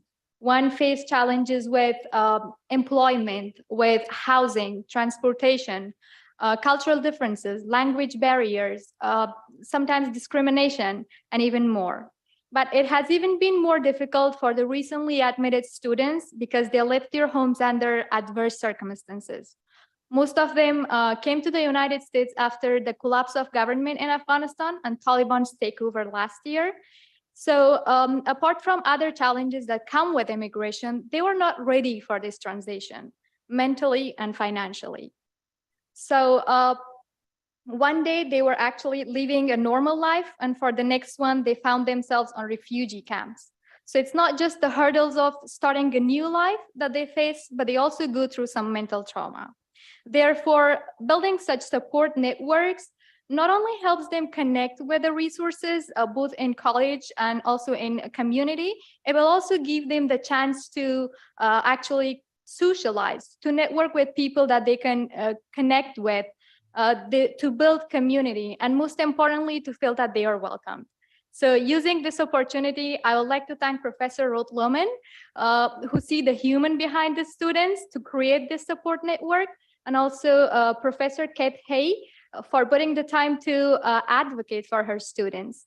We named this support system Hambastagi Zanan, which is a Farsi Dari word, and it means that women standing in solidarity to help, support, embrace each other, and also to break the barriers, to overcome the barriers. And that is what exactly we aim to do at MJC Hambastagi Zanan.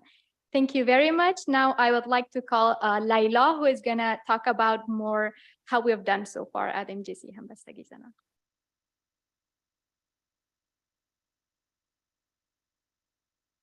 Thank you, Shabna. Good evening. My name is Laila Noorani. I came to US during evacuation process on August 2021. In Afghanistan, I was journalist, and I have been working with IWARD, International Women Association for Radio and Television. And I work for women, journalist women in my country.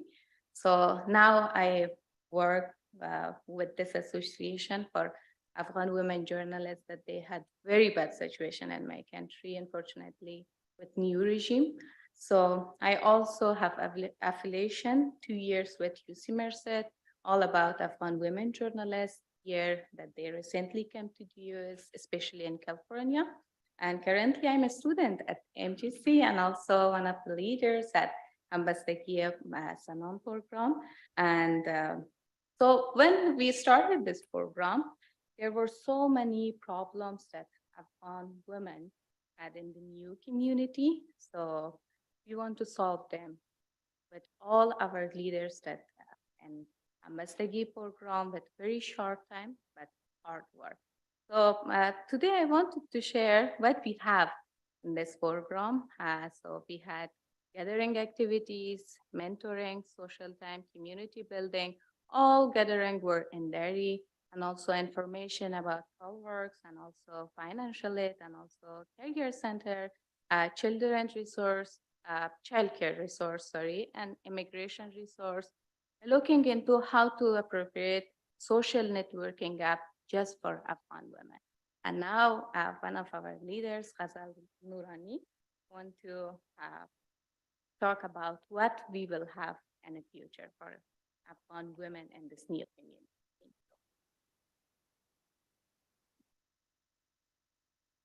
Thank you, Laila. Hello and good evening. My name is Ghazal Noorani. I came from Afghanistan and during the evacuation in August 2021. In Afghanistan, I was a student in the final year of Law and Political Science faculty in Kabul University. And besides that, I was journalist in one of the educational radio and television. But when I came to the US, I decided to study English. And currently I'm a student at MGC, and hopefully I have 2-year project with UC Merced about the situation of Afghan girls after coming the new regime in Afghanistan. And also I'm one of the leaders in Afghan Women Gathering Program at MGC. Some of the existing challenges that Afghan women facing in here, which Afghan Women Gathering Leadership team is supposed to meeting in the future and try to solve are like residency barriers and access to affordable tuition, like childcare, driving practice, technology support students and first languages, encourage entrepreneurial and like swing machine and new market space and partnership with WordLeaf. Thank you so much. We will finish our presentation with Professor Kate Hay. Hello, everyone. Thank you so much for the invitation and for the opportunity to speak in front of you. My name is Kate Hay, and I teach in the English language department. In our department, 30% of our students, of our language learners, are Afghan refugees. That's a big number.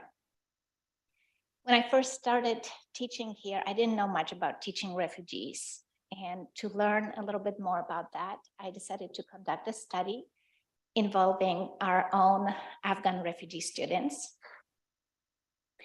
For the theoretical framework in my study, I decided to use Tara Yosso's community cultural wealth theory. What I love about this theory is that Yosso believes that students of color and underrepresented students, which our refugee students fall under, bring 6 different types of capital with them into our classrooms. She believes that if we value those capitals, it can truly change our educational system. What I personally believe or love about this theory is that it helps us kind of walk away from this deficit thinking, and it helps us focus on the knowledge and skills that our students bring into our classroom. In my study, I wanted to see if our Afghan refugees bring any of those capitals. I wanted to see if they do, which ones. The results of my study revealed that our Afghan refugee students enrolled here at MGC bring in all 6 capitals. So we are very lucky to be serving such an amazing group of students. But if we don't know our students, it's very difficult to serve them equitably. So to learn more about them, I would like to encourage you to read the study. And I have flyers here for you that have a link to the study.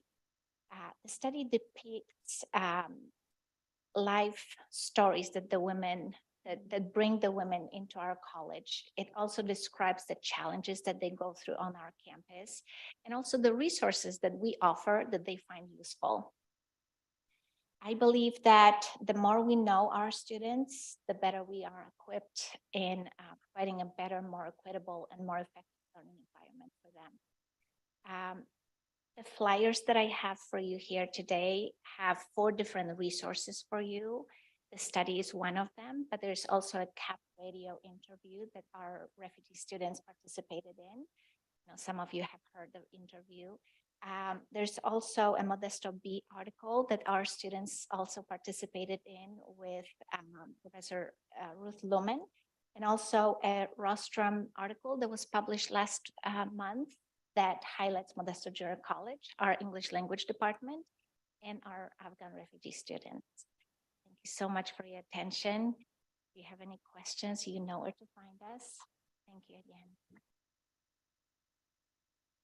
Thank you so much. I look forward to that. It's wonderful work. And Kate and I used to share an office a long time ago with a lot of other people. Thank you. For the college reports, we'll start with Columbia College. Dr. Train. Good evening, Madam Chair Baggs. I like the sound of that. Chancellor Young, community members, colleagues. First, we'd like to welcome our own board trustee, Don Davis.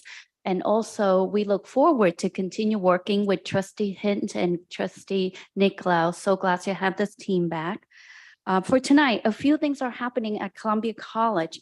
Graciela will try to tease up the surprise video, but in the meantime, we're excited. Columbia College just got awarded $250,000 to serve as the fiscal agent to apply for a K-16 collaborative grant that could bring the district $18 million.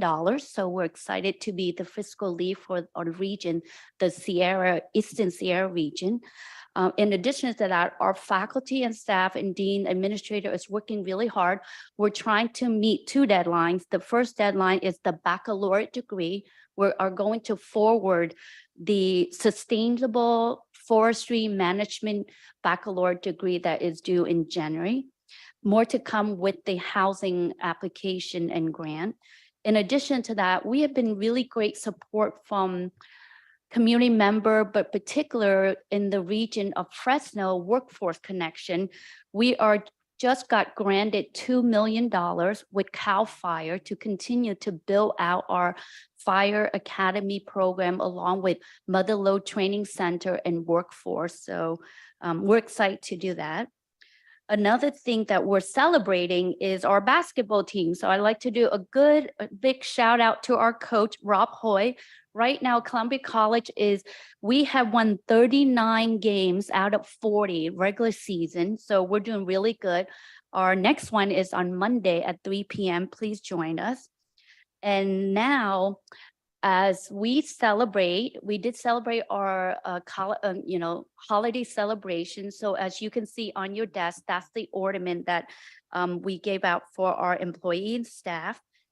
And one thing we do say to recognize starfish, that is a challenge. And basically when I met with the faculty and staff, I proposed that if we can get the faculty to engage our student at 85%, from 50 to 85, there will be some sort of surprise from the president's office. We haven't decided what with the executive, but we're looking forward to that. And I'd like to close out with our holiday video that we will be sending to our partners, community members. And this is the first viewing for everybody, but it just got done today. And a shout out to Molly for helping us with that. So gracias.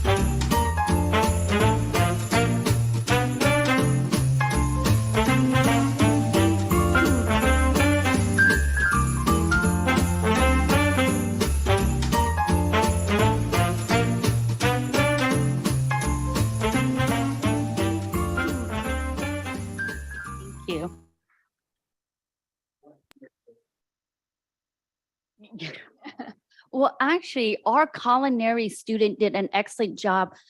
Our holiday celebration was our culinary student final exam. So they were the server, the cook. So it was a wonderful celebration for the staff. Yes, and duck confit was on the menu. Not those particular ducks, though. Thank you. MJC, Dr. Bandiparai. Good evening, trustees. Welcome, Dr. Davis. Congratulations, Trustee Nicolau and Trustee Hinnon, for your re-election. Let me begin by saying this courageous presentation from Shabnam and Leila and Ghazal. That was great to hear these stories. Many of you don't know that I am also a son of a refugee. My mom, way back in 1942, walked for about 3 months from Rangoon to Calcutta as a refugee. She's 87 now. So I can kind of relate to the journeys that you're talking about, although I cannot even fathom how much you have to tackle with when you come here and you're reestablishing your roots in a completely different part of the world, in a different society. Coming back, a lot of great things happened in MJC, as you might have seen in my last report that when we began this year on 10th of January, we had snaking out lines for 4 hours, students waiting to be tested. And I took 4 students in my car, brought them from East Campus to West Campus, and I was chastised by one of my staff by saying, I'm not supposed to do that because I'm not supposed to be driving with the students. Starting from there, and if you recall even further back, when I first introduced this idea of Free for Me last year, that's when it was the need of the hour. We wanted to give the first dollar to the students. We gave that to everybody so that they could enroll. We increased our enrollment in spring. We increased our enrollment in fall by about 13%. That's second highest, as I know, in the state. As we look forward, we have purposely not gone for the first dollar approach for spring 2023. Because when we're doing this first dollar approach, first of all, for a campus of MJC size of 20,000 students, it's prohibitively expensive. Secondly, when we give the first dollar, those who can pay, we're not taking that money from them. It goes to everybody. So what we're focusing on, our energy at this point of time is for spring 2023, we would look at the last dollar, saving this money to find out those who are already here with us, how we can retain them so that they can complete their academic journey. And for that, we would require this money. So that will be more selective, more appropriate use of our funds. I heard a lot about concern about dropping the students. When should they be dropped? Is it 4th January? Should it be on the day of the census and so on and so forth? We have to remember one thing. This is a very complex problem. Having said that, we are looking at some solutions that how we can selectively drop some of the students who are owing money very heavily, maybe $500, whatever the cut mark might be. That's one approach. Non-resident students, that's another approach. But we have to remember there is education code. The day classes begin, we cannot legally drop a single student. So that bet is off. We cannot go to the census date and then drop the students. Dr. Wilson's office has been contacting students individually to collect the payment, those who have not paid. 3 different responses. One set of students, oh yeah, I got to pay. Yes, I will pay. You're paying up. Some others, sorry, no money, cannot pay, drop me, that's good. I don't care. Third response, drop me. Yeah, do that. I'll come back on Monday and register when the semester is beginning.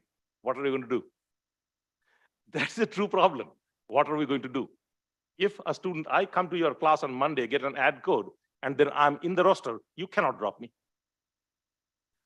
That is what we're trying to navigate, that how do we navigate that bridge? Are we going to say that you get an ad code? Now with this ad code, I do not let you sit in the class. You go to ANR, pay your fees, come back with the receipt, and then I would allow you to join? That's a complex problem, and we'll see how best we can craft some solution. I've been talking to Chancellor Young and see that. One of the areas that I'm working with statewide, there is a federally funded study that post-COVID, it's coming from UC Davis, Wheelhouse Research Collaboration, funded by Institute for Educational Sciences. They're talking about how do we recoup the enrollment post-COVID.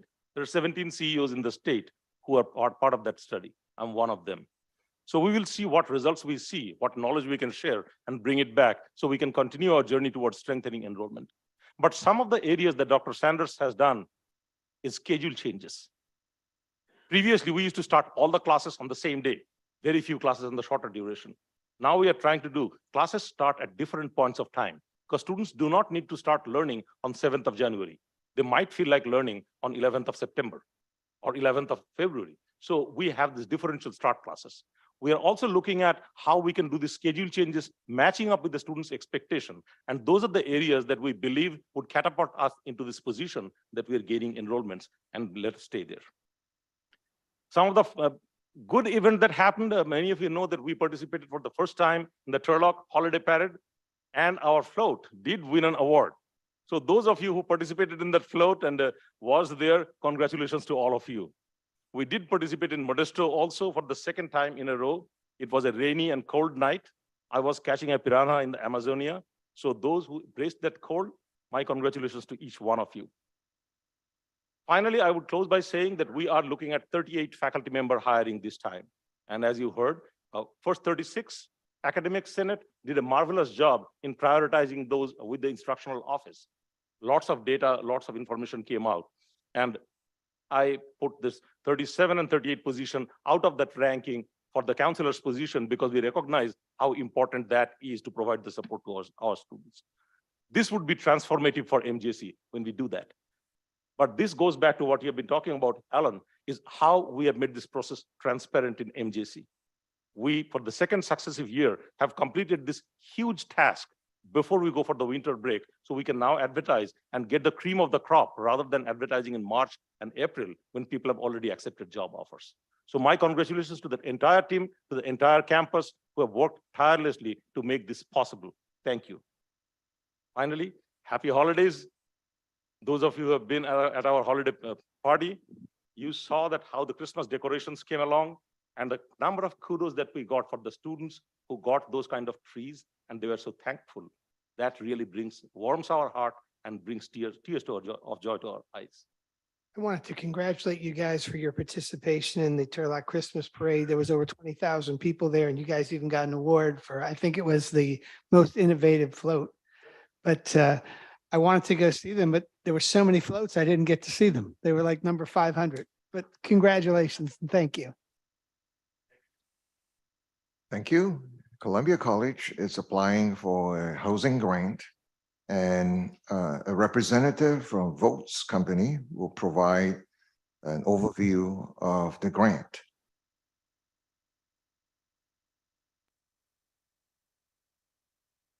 Okay, great. Okay, thank you for working with me on the video.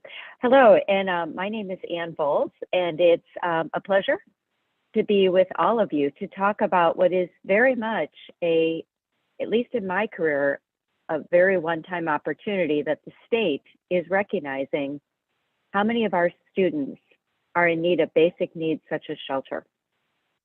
And therefore, it's come out from SB 169, AB 190, and AB 183 as it's going to be put out in 3 different phases. We can go to the next slide, please. And as you can see from the next slide that we have here is there are 3 times when folks can, colleges can participate. And we are looking right now at that round 2, the January 25th date. So you have a team, of course it includes myself, but it includes an architecture firm, a grant specialist, a cost estimator, to make sure that we are putting forth, and I should also say the team includes much of the college leadership, that is highly competitive. On January 25th, our grant is going to share with the state the need, the who, what we can provide for your students, to provide housing at unprecedented low rental costs because you would not have any cost of financing. The grant is a gift, 100% to pay for your construction costs. Go to the next slide. So unfortunately, we are not the only college that is aware of this grant. So we will have, of course, competition with our other colleges. And the Chancellor's Office, as you can see most recently, provided us a rubric, updated at the end of November. We've been working with this rubric, and as I speak, I'm sure, because I've been on several calls today with the team I mentioned, your design team, I'm sure right now, because I'm on the call with you, is drawing right now and really looking to this rubric. We right now, and I'll talk a little bit later, but we have a survey out to your students. So what does this rubric mean? And I'm not going to go line by line, although I think I could recite it verbatim because we're so honed in on really providing the best opportunity along with the college leadership to achieve this grant. Lowest rent per student house. They are really looking to provide housing for those in need. So we are looking at very efficient, quality, affordable housing for your students. The state grant, I want to make sure everyone's aware, it does not support students with families, which we know is a population and a significant population, but this grant just does not support that cohort of students. Geographic location will be very important. And then number 6 too is an unmet demand. We have to show, and we know you have very unmet demand for your students to have.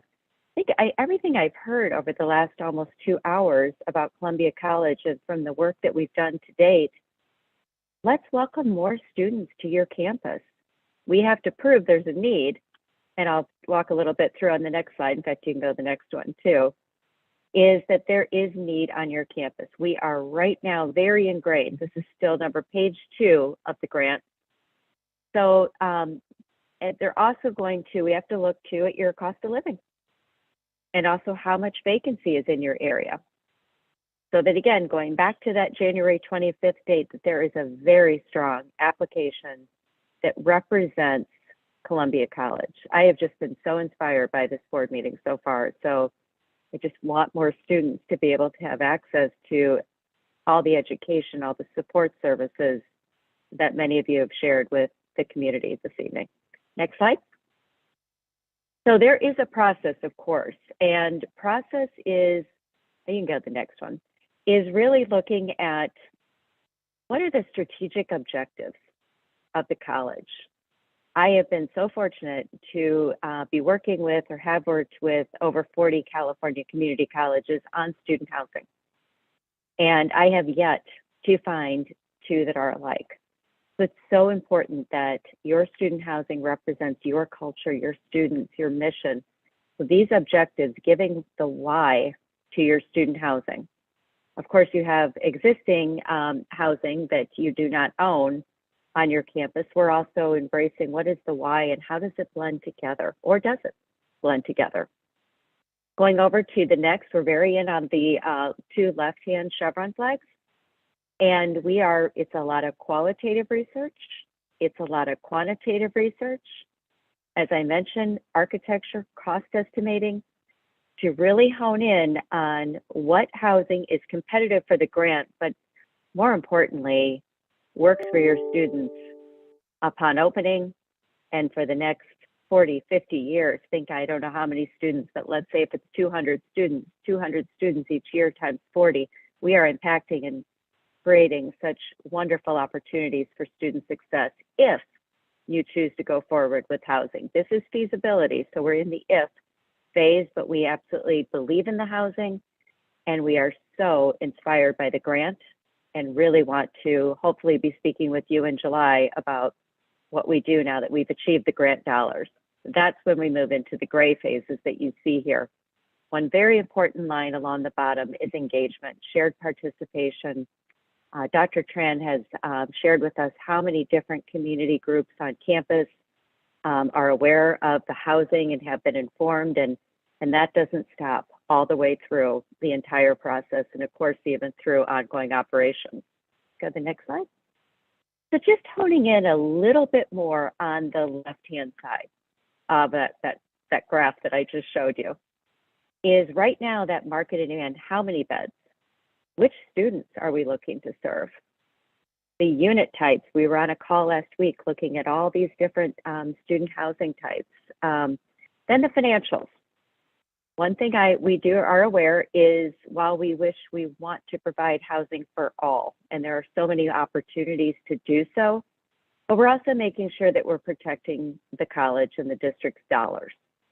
So we will be running and have already started putting together the models, very extensive financial modeling, making sure your rents do cover all of your operating costs, as well as any additional costs by having additional campus student housing, all to tie up into what that student rent needs to be while keeping it as affordable as possible. So it is a bit of a balance just to make sure we protect all types of risk and advance the student residential experience. As I mentioned, then concepts all tie in together. And looking at different sites, Judy with facilities has already identified several different sites for us. They're already being studied.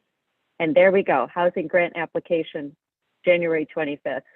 And then that's hopefully when we can embrace a successful outcome in July and keep moving with your grant, with your implementation of new quality, affordable student housing. Go to the next slide.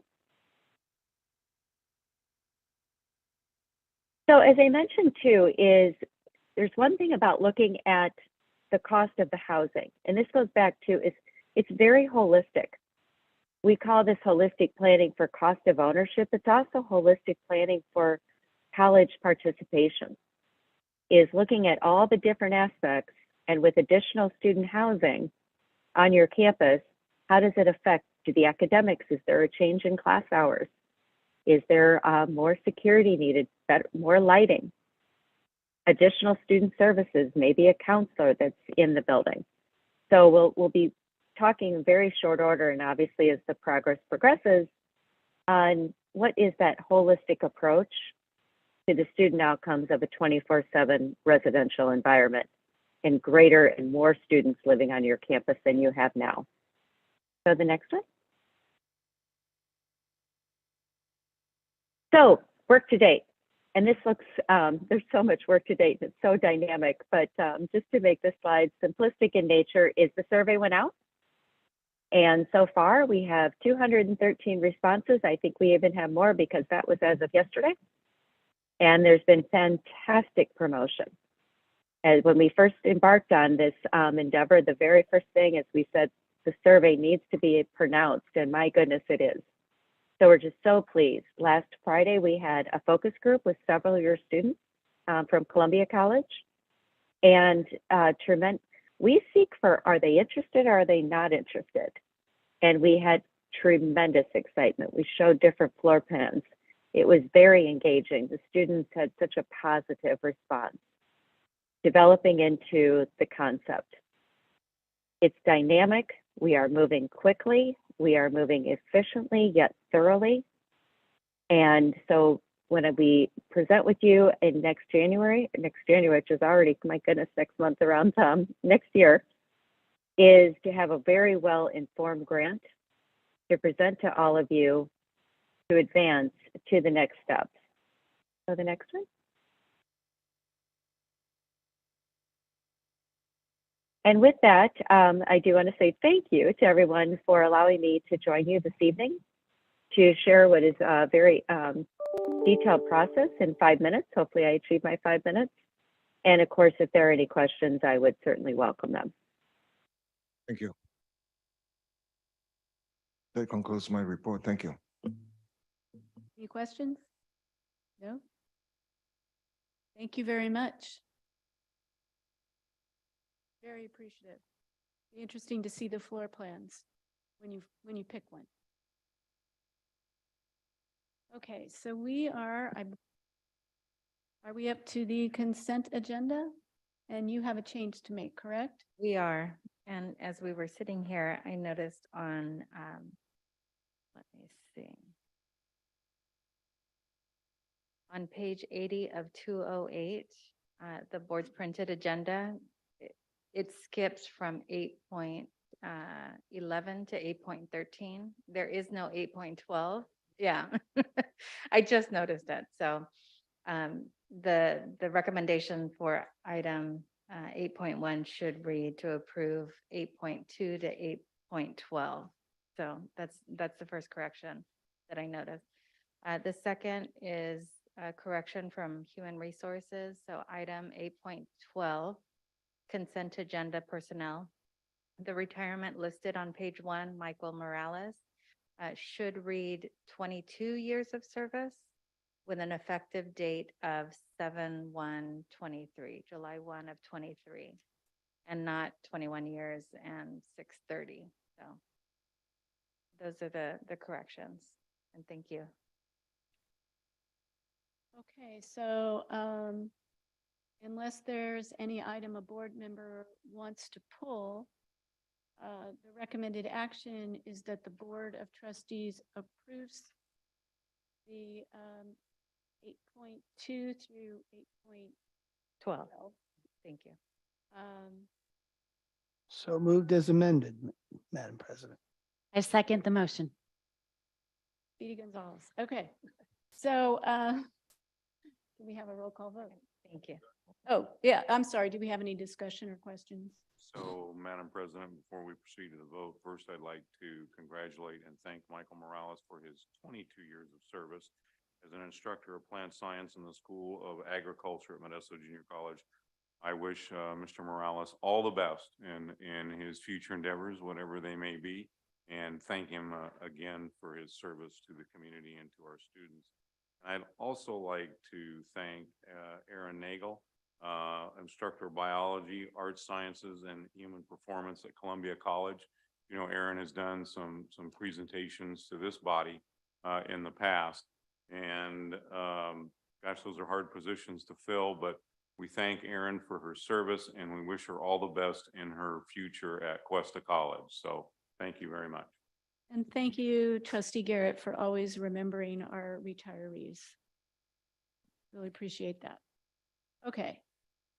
Trustee Davis? Trustee Hinton? Trustee Richards? Yes. Vice President Richards, my apologies. I'll get used to it. Trustee Nicolau? Yes. Trustee Garrett? Yes. President Beggs? Aye. And Trustee Aguilar? Yes. Vote is 7-0, motion carries. Okay. So, am I up to the right page?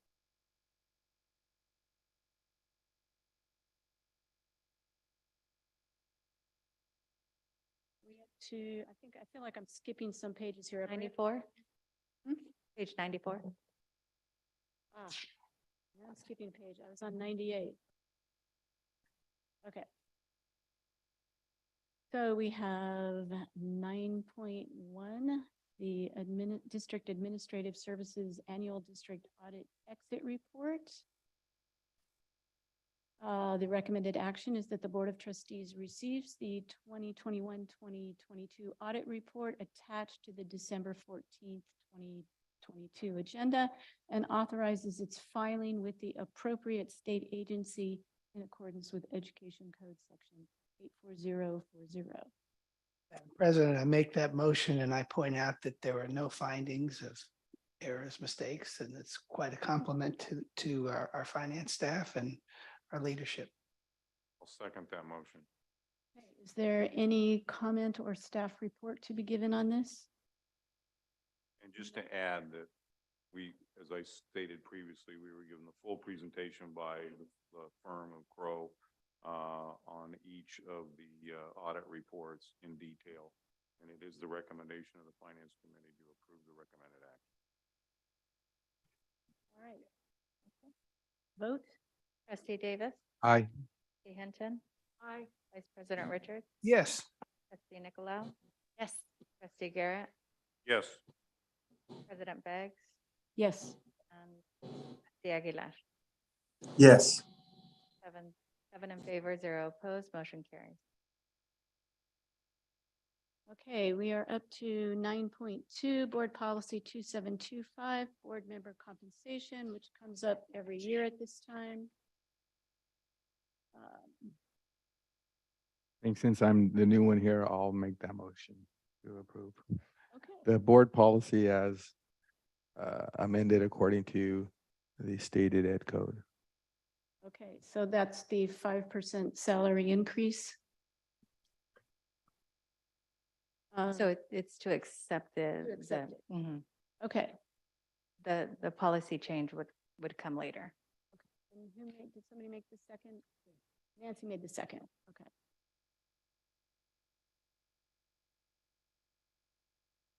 Trustee Davis? Aye. Trustee Hinton? Vice President Richards? No. Trustee Nicolau? Yes. Trustee Garrett? No. President Beggs? Aye. And Trustee Aguilar? Yes.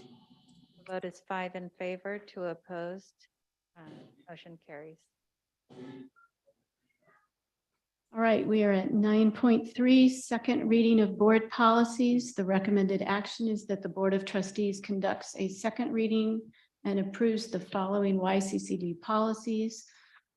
4020, 4236, 4250, 6540, et cetera. You can read them in the agenda. Yes. Additional one. Oh, Sorry. no problem. Before you is an additional recommendation from HR regarding 7212. The recommendation is a title change from temporary faculty to temporary full-time faculty. In addition, as noted, there's some additional language changes being shown to you right now online with the title change.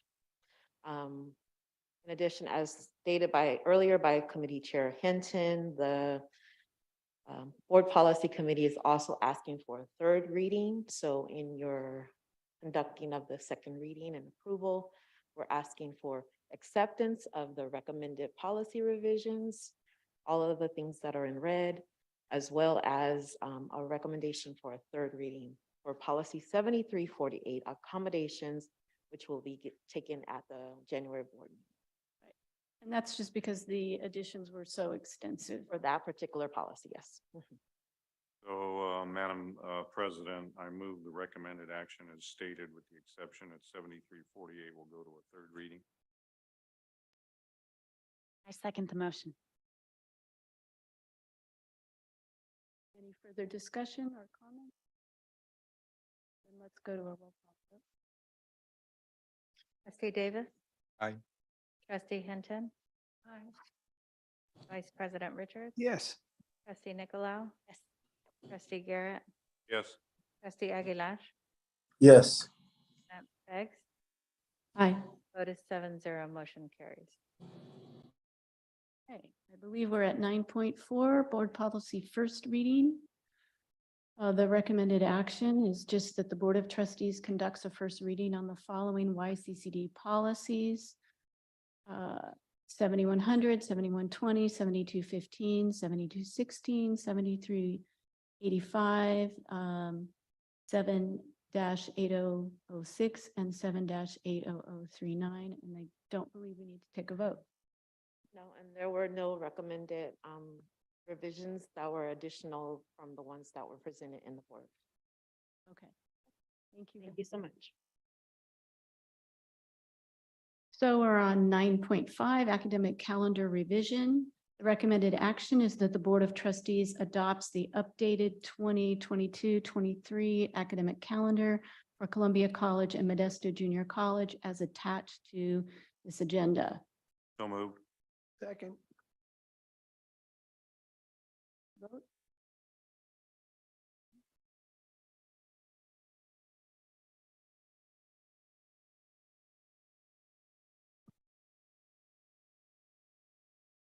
Trustee Davis. Yes.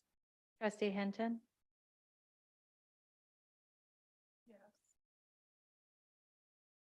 Trustee or Vice President Richards. Trustee's fine. Yes. Trustee Nicolau. Yes. Trustee Garrett. Yes. Trustee Aguilar. Yes. And Beggs. Yes. The vote is 7 in favor, 0 opposed, motion carried. Okay, 9.6 is the Columbia College Child Care Center continued funding application fiscal year. The recommended action, I haven't skipped a page, is that the Board of Trustees authorizes the Columbia College Child Care Program Director to submit the California Department of Social Services continued 2023-24 funding application for the General Child Care Center infants and toddlers on behalf of the district and the California Department of Education 2023-24 funding application for a California State preschool attached to the December 14th, 2022 agenda. Second. Any discussion or comment? Can we have a vote? Trustee Davis. Aye. Trustee Hinton. Aye. Trustee Richards. Yes. Trustee Nicolau. Yes. Trustee Garrett. Yes. Trustee Aguilar. Yes. Beggs or President Beggs. I'll answer to either. Yes. The vote is 7-0, motion carries. Thank you. Okay, 9.7, selection of lead legal counsel for district matters. Recommended action is that the Board of Trustees select the legal firm of Lozano, is that how you pronounce it? Yes. Lozano Smith to serve as lead legal counsel on district matters. So, Discussion or comment? Well, okay, good. you know, it's been 5 years since we reviewed our legal counsel, and at the request of the chancellor, we had a very robust bid process. We got great support from Dorothy in purchasing, Graciela and Kim, and the chancellor, and trustee Beggs and trustee Aguilar were on the committee, and we interviewed 6 firms, and it came down to a couple, but we really feel like we picked a great firm. We're going to change service a little bit in the sense that we'll have a attorney at our meetings, and we'll also have an attorney in closed session and stuff. So, and the attorney will review all of our contracts to make us better. So we're really excited about this. One point, trustee Nancy was on the committee. You did. I always do that. I screw up those things. I'm sorry. Okay, I host you. Sorry about that. I could never call my kids by the right name either, so it's okay. I wanted to point that out. Okay, so do we have the motions? Yes. I'll second it. And President usually doesn't. but never second. Okay, good. Then you, whoever. Nancy will. Okay, see great. it. Great. Person who was on the committee. Excellent. All right, we have a roll call vote. Trustee Davis, Aye. trustee Hinton, Aye. trustee Richards, trustee Nicolau, trustee Garrett, Yes. trustee Aguilar, Yes. Beggs. Yes. The vote is 7-0, motion carries. All right, next we have 9.8 personnel negotiations, CSEA, YCCD negotiations reopeners. The recommended action is that the Board of Trustees acknowledge receipt of CSEA's and YCCD's bargaining proposal reopeners as attached to the December 14th agenda. B, that we schedule public comment on the proposals and board approval of the district's proposal for January 11th. And C, that we refer the proposals to administrative staff for review. So moved. Second. The first, trustee Davis? Yeah. Yeah, the first. Trustee Davis, Aye. trustee Hinton. Yes. Trustee Richards, Yes. trustee Nicolau. Yes. Trustee Garrett, Yes. trustee Aguilar. Yes. Yes. The vote is 7-0, motion carries. So the next one, see a number on it. 9.9, it's on page 152. It's on page 189, right? Is that the Board of Trustees acknowledge receipt of YFA's and YCCD's bargaining proposal reopeners as attached to the December 14th agenda. That we schedule public comment on the proposals and board approval of the district's proposal for January 11th. And that refer the proposals to administrative staff for review.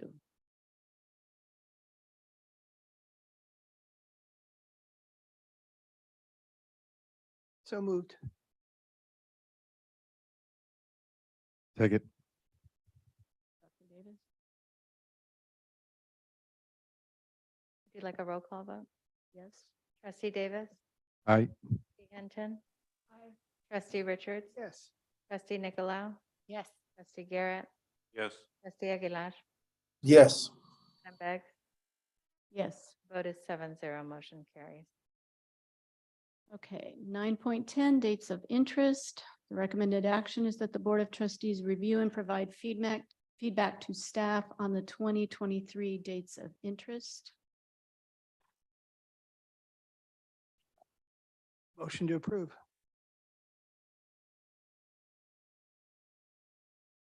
Second.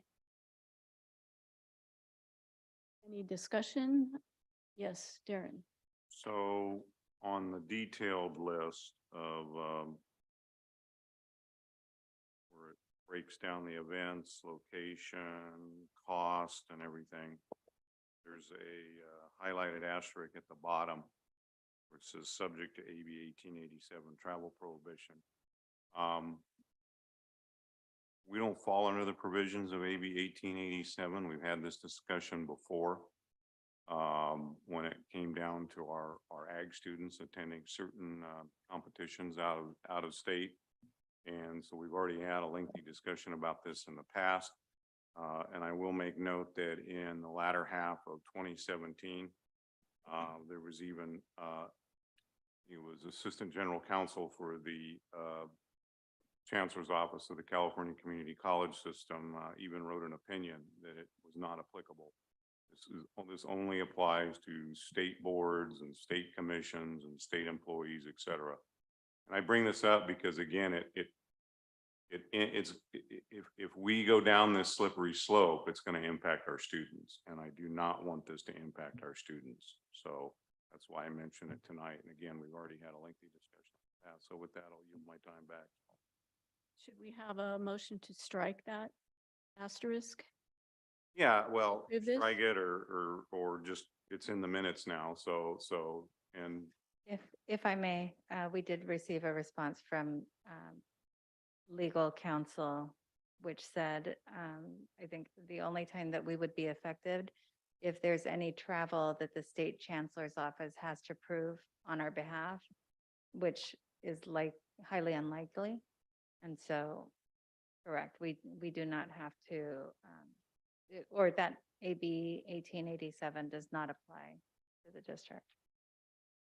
Okay. That was the response from legal counsel. I move to amend the motion and strike the asterisk. Do I have a second? So Milt is, okay, so we do have a second on that, so. is there any interest from the board on the dates of interest? You do have a list of dates that have not been identified for board study sessions. Is there an interest in identifying dates either at this time, temporarily? I don't think at this time we're prepared to do that. I think it's better to do one of your polls that goes out to us where we can say when we're all available and we can figure it out that way. So there's no interest in identifying preset dates for the month. It's just as it comes up and as there is a need. Okay. I Will think do. that's the easiest thing to do.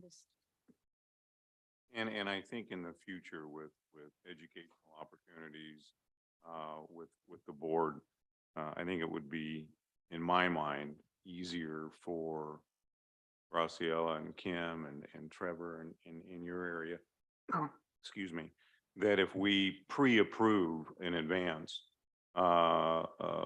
those items that or those conferences that have approval of the board and whatnot, the one up in Sacramento, the legislative one, things like that.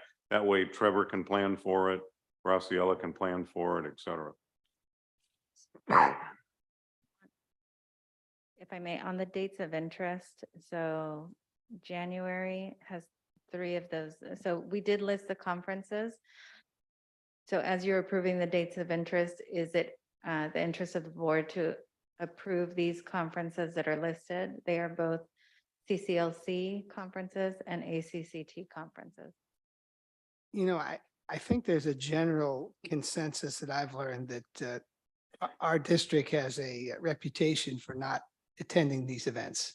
So I think, and there's been a lot of reasons for that, time, whatever.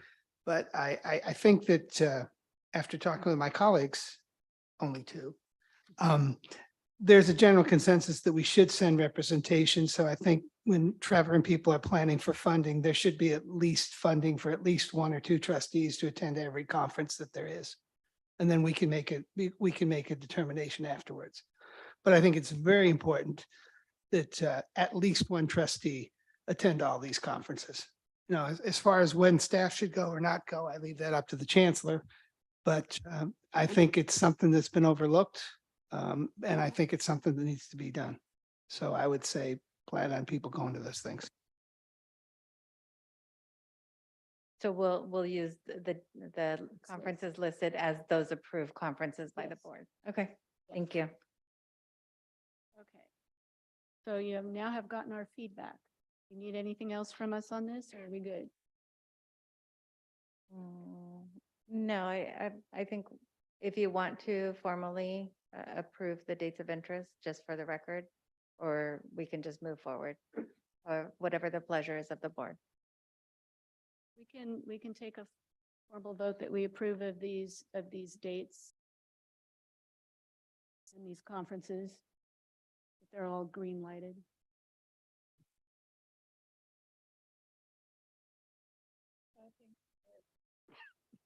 I think we would need to adjust the calendar then that we talked about our meetings. Because if we're going to do those, then we might as well adjust it now instead of. For the February meeting? Yes. Would you like me to bring them back in January? That way we can identify the best date and then move forward in that direction? I think we need another poll. Yeah, that's fine. Yeah, okay. At least we're indicating the intention to do that. We can let people know. Okay. So are we doing a vote? Okay, okay. Let's go on then to 9.11, the YCCD resolution 22-23.09. So moved.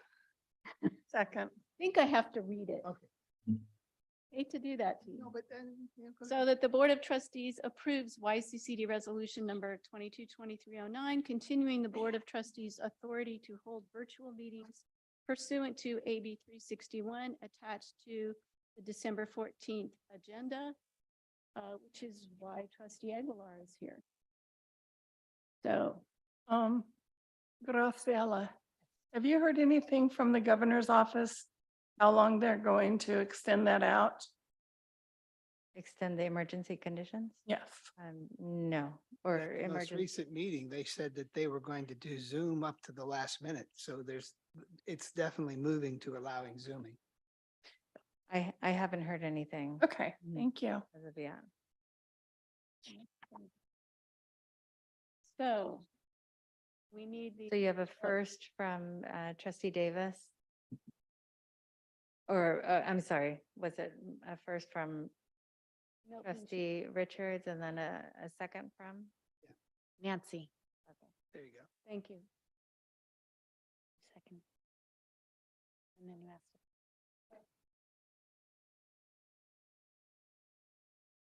Trustee Davis, No.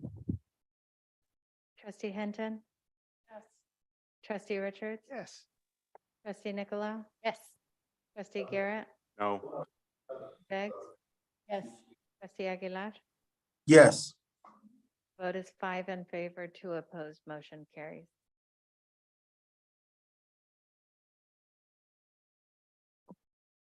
Okay. Where am I now? Okay, first we have 10.1, request for future board agenda items. Do we have any of those? I'd like to ask that as part of the line with the transparency of the purchase orders, that the travel report that Kim puts out, I think once a month, that be just an information item attached to the board packet.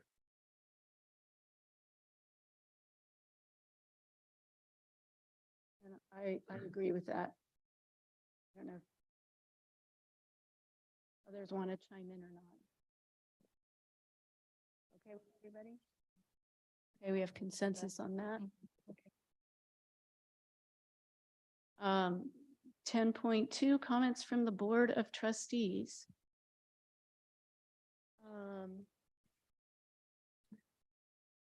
Let's start with our student trustee. First and foremost, I want to congratulate trustee Don Davis for his election to the Board of Trustees, to the reelection of Nancy Hinton and the trustee of Jenny Nicolau for their reelection to the board.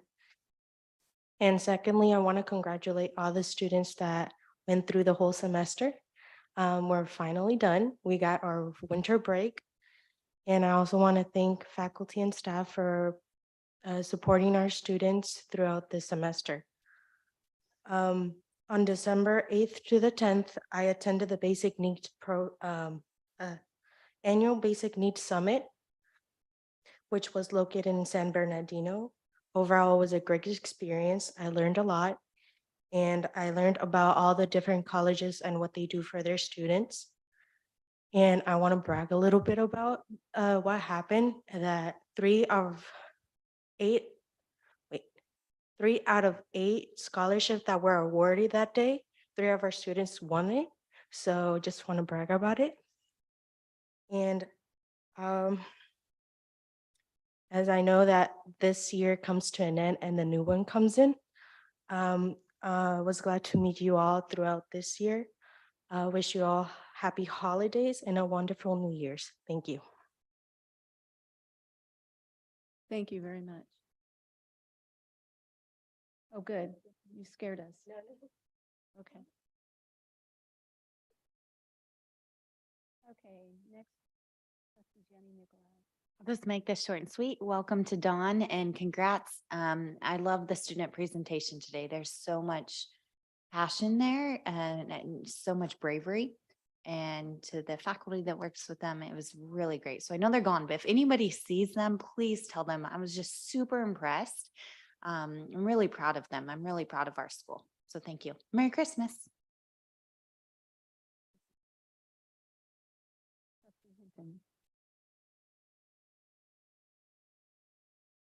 Hey, I'm glad to be back.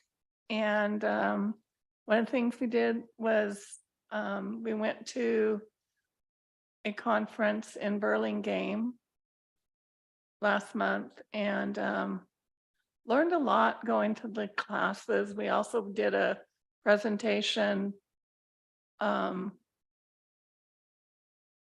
the conference that in years past we haven't done. The last 2, Dr. Tran has set us up to be able to actually present things that are happening at the college or things that we're trying to get started. And it helps to let other people know what's going on at YCCD. And it was a really great experience. I'd also like to welcome Dr. Davis to the board. And looking forward to a great year. Happy holidays, Merry Christmas, and Happy New Year. Thank you very much. Now I'll go down to this end and Dr. Davis. Thank you, and thank you again, everyone, for the warm reception that I've received. I would just like to mention a couple of things again to the student presentation we had tonight with Shambada. I think if I say her name correctly, in the Afghan Women's Student Leadership Group. That was very informative, and I really appreciate that we put that together so that the trustees could hear their stories and what they're experiencing here at MJC.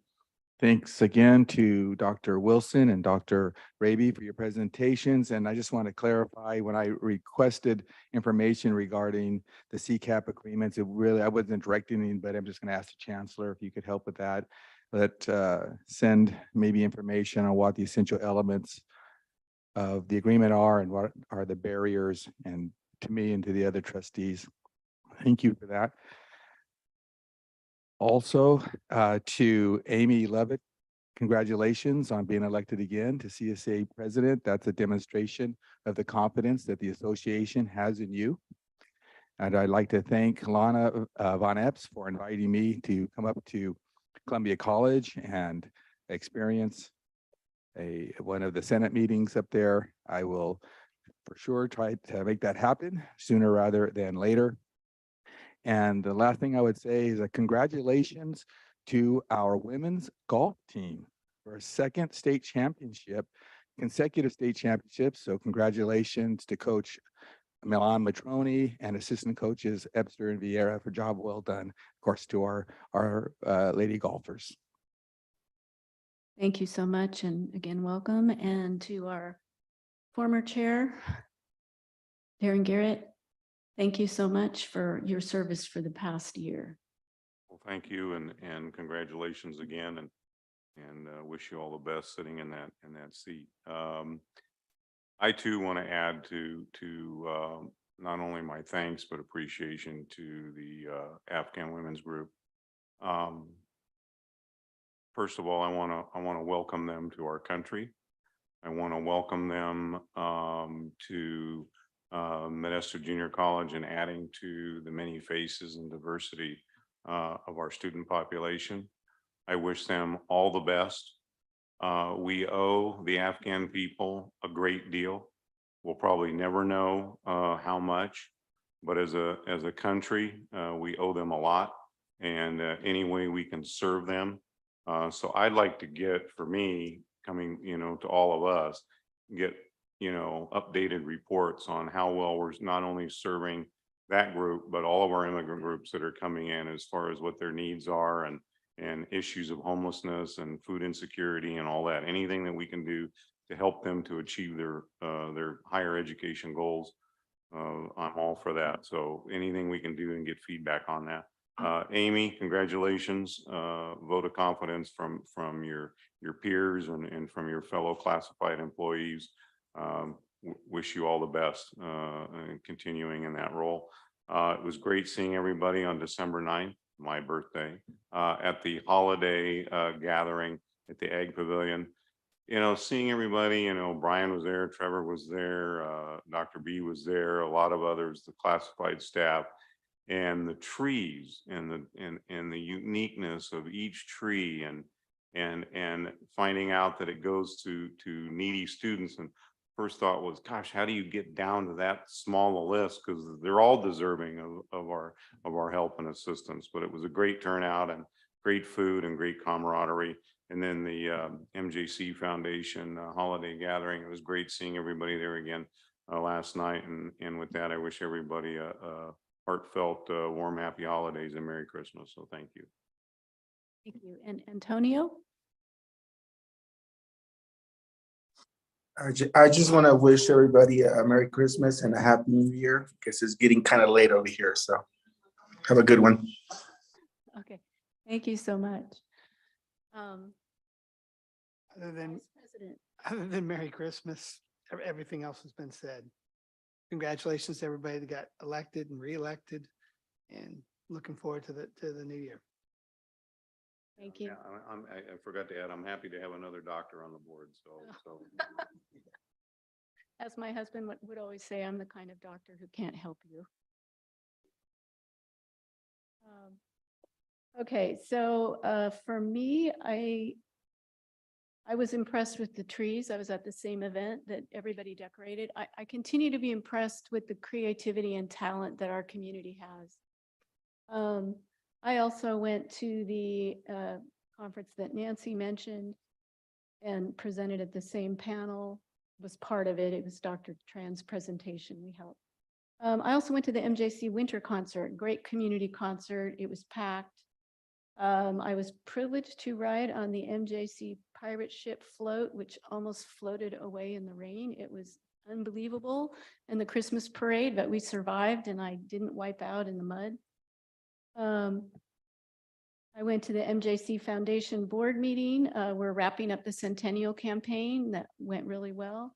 And then I was at the dinner last night, not dinner, but gathering at the McHenry Museum, which is always a wonderful event, and had a lot of great conversations with people. And let's see.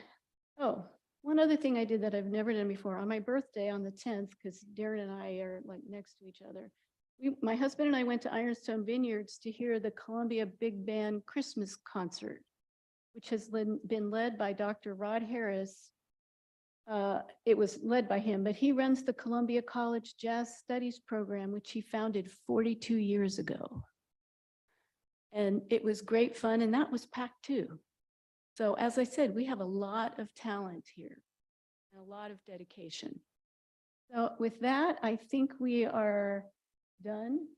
I should give a shout out to Horace, who was at the event last night for the foundation. So with, yeah, I know. So with that, we are going to go back into closed session, but the next regular, should I announce the next regular meeting now or later? Okay. All right. And with that, Madam Chair, as I informed before, I have a commitment. I need to leave. I'm taking care of an elderly neighbor.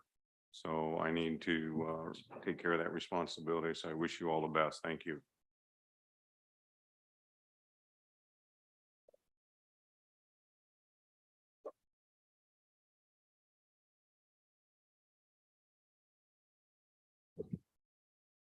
Is that yours?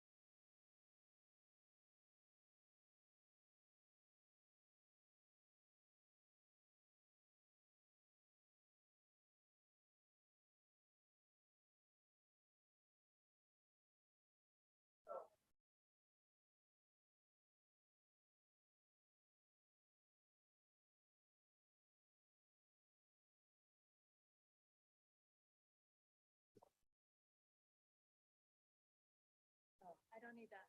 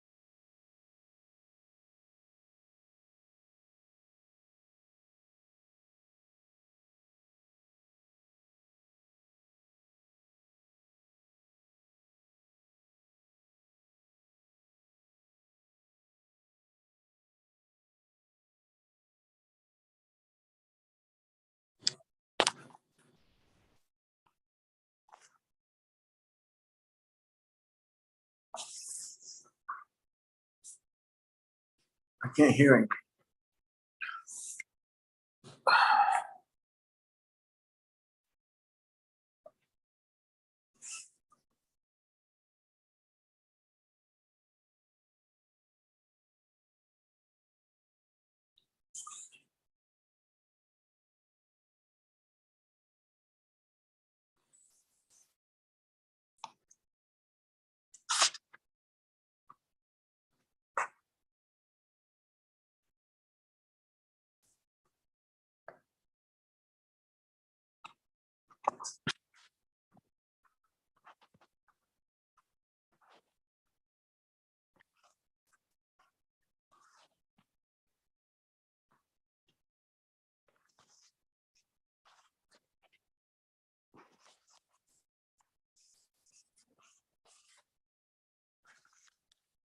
Okay.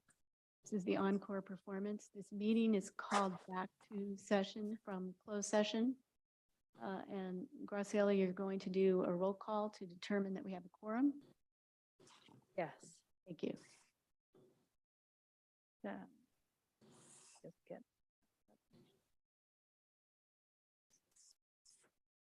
So student trustee Marquez is out. Trustee Aguilar? Here.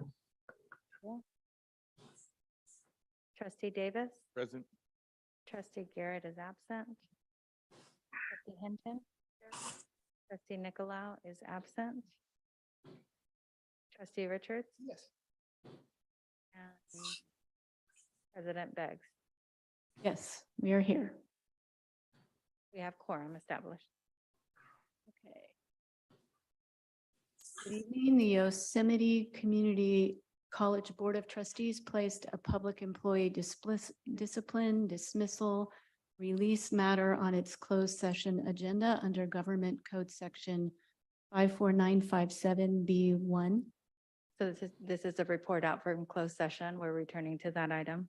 Yes, this is, I'm sorry, did I not read that? This is the report out. The Board of Trustees voted to not renew and terminate the contract of the president of Modesto Junior College. The board directs the staff to give notice. The motion was made by Trustee Richards. The second was by Trustee Nicolau. The vote was ayes. Jenny Nicolau, Milton Richards, Antonio Aguilar, and Leslie Beggs. The noes were none. Absent was Darren Garrett. And abstain was Don Davis and Nancy Hinton.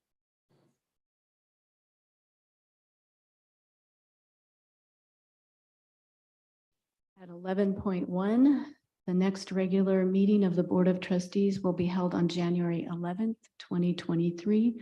Closed session will begin at 3 p.m. and open session at 5:30 p.m. in the Yosemite Community College District Boardroom, right where we are now, 2201 Blue Gum Avenue in Modesto, California. This meeting is now adjourned at 8:38.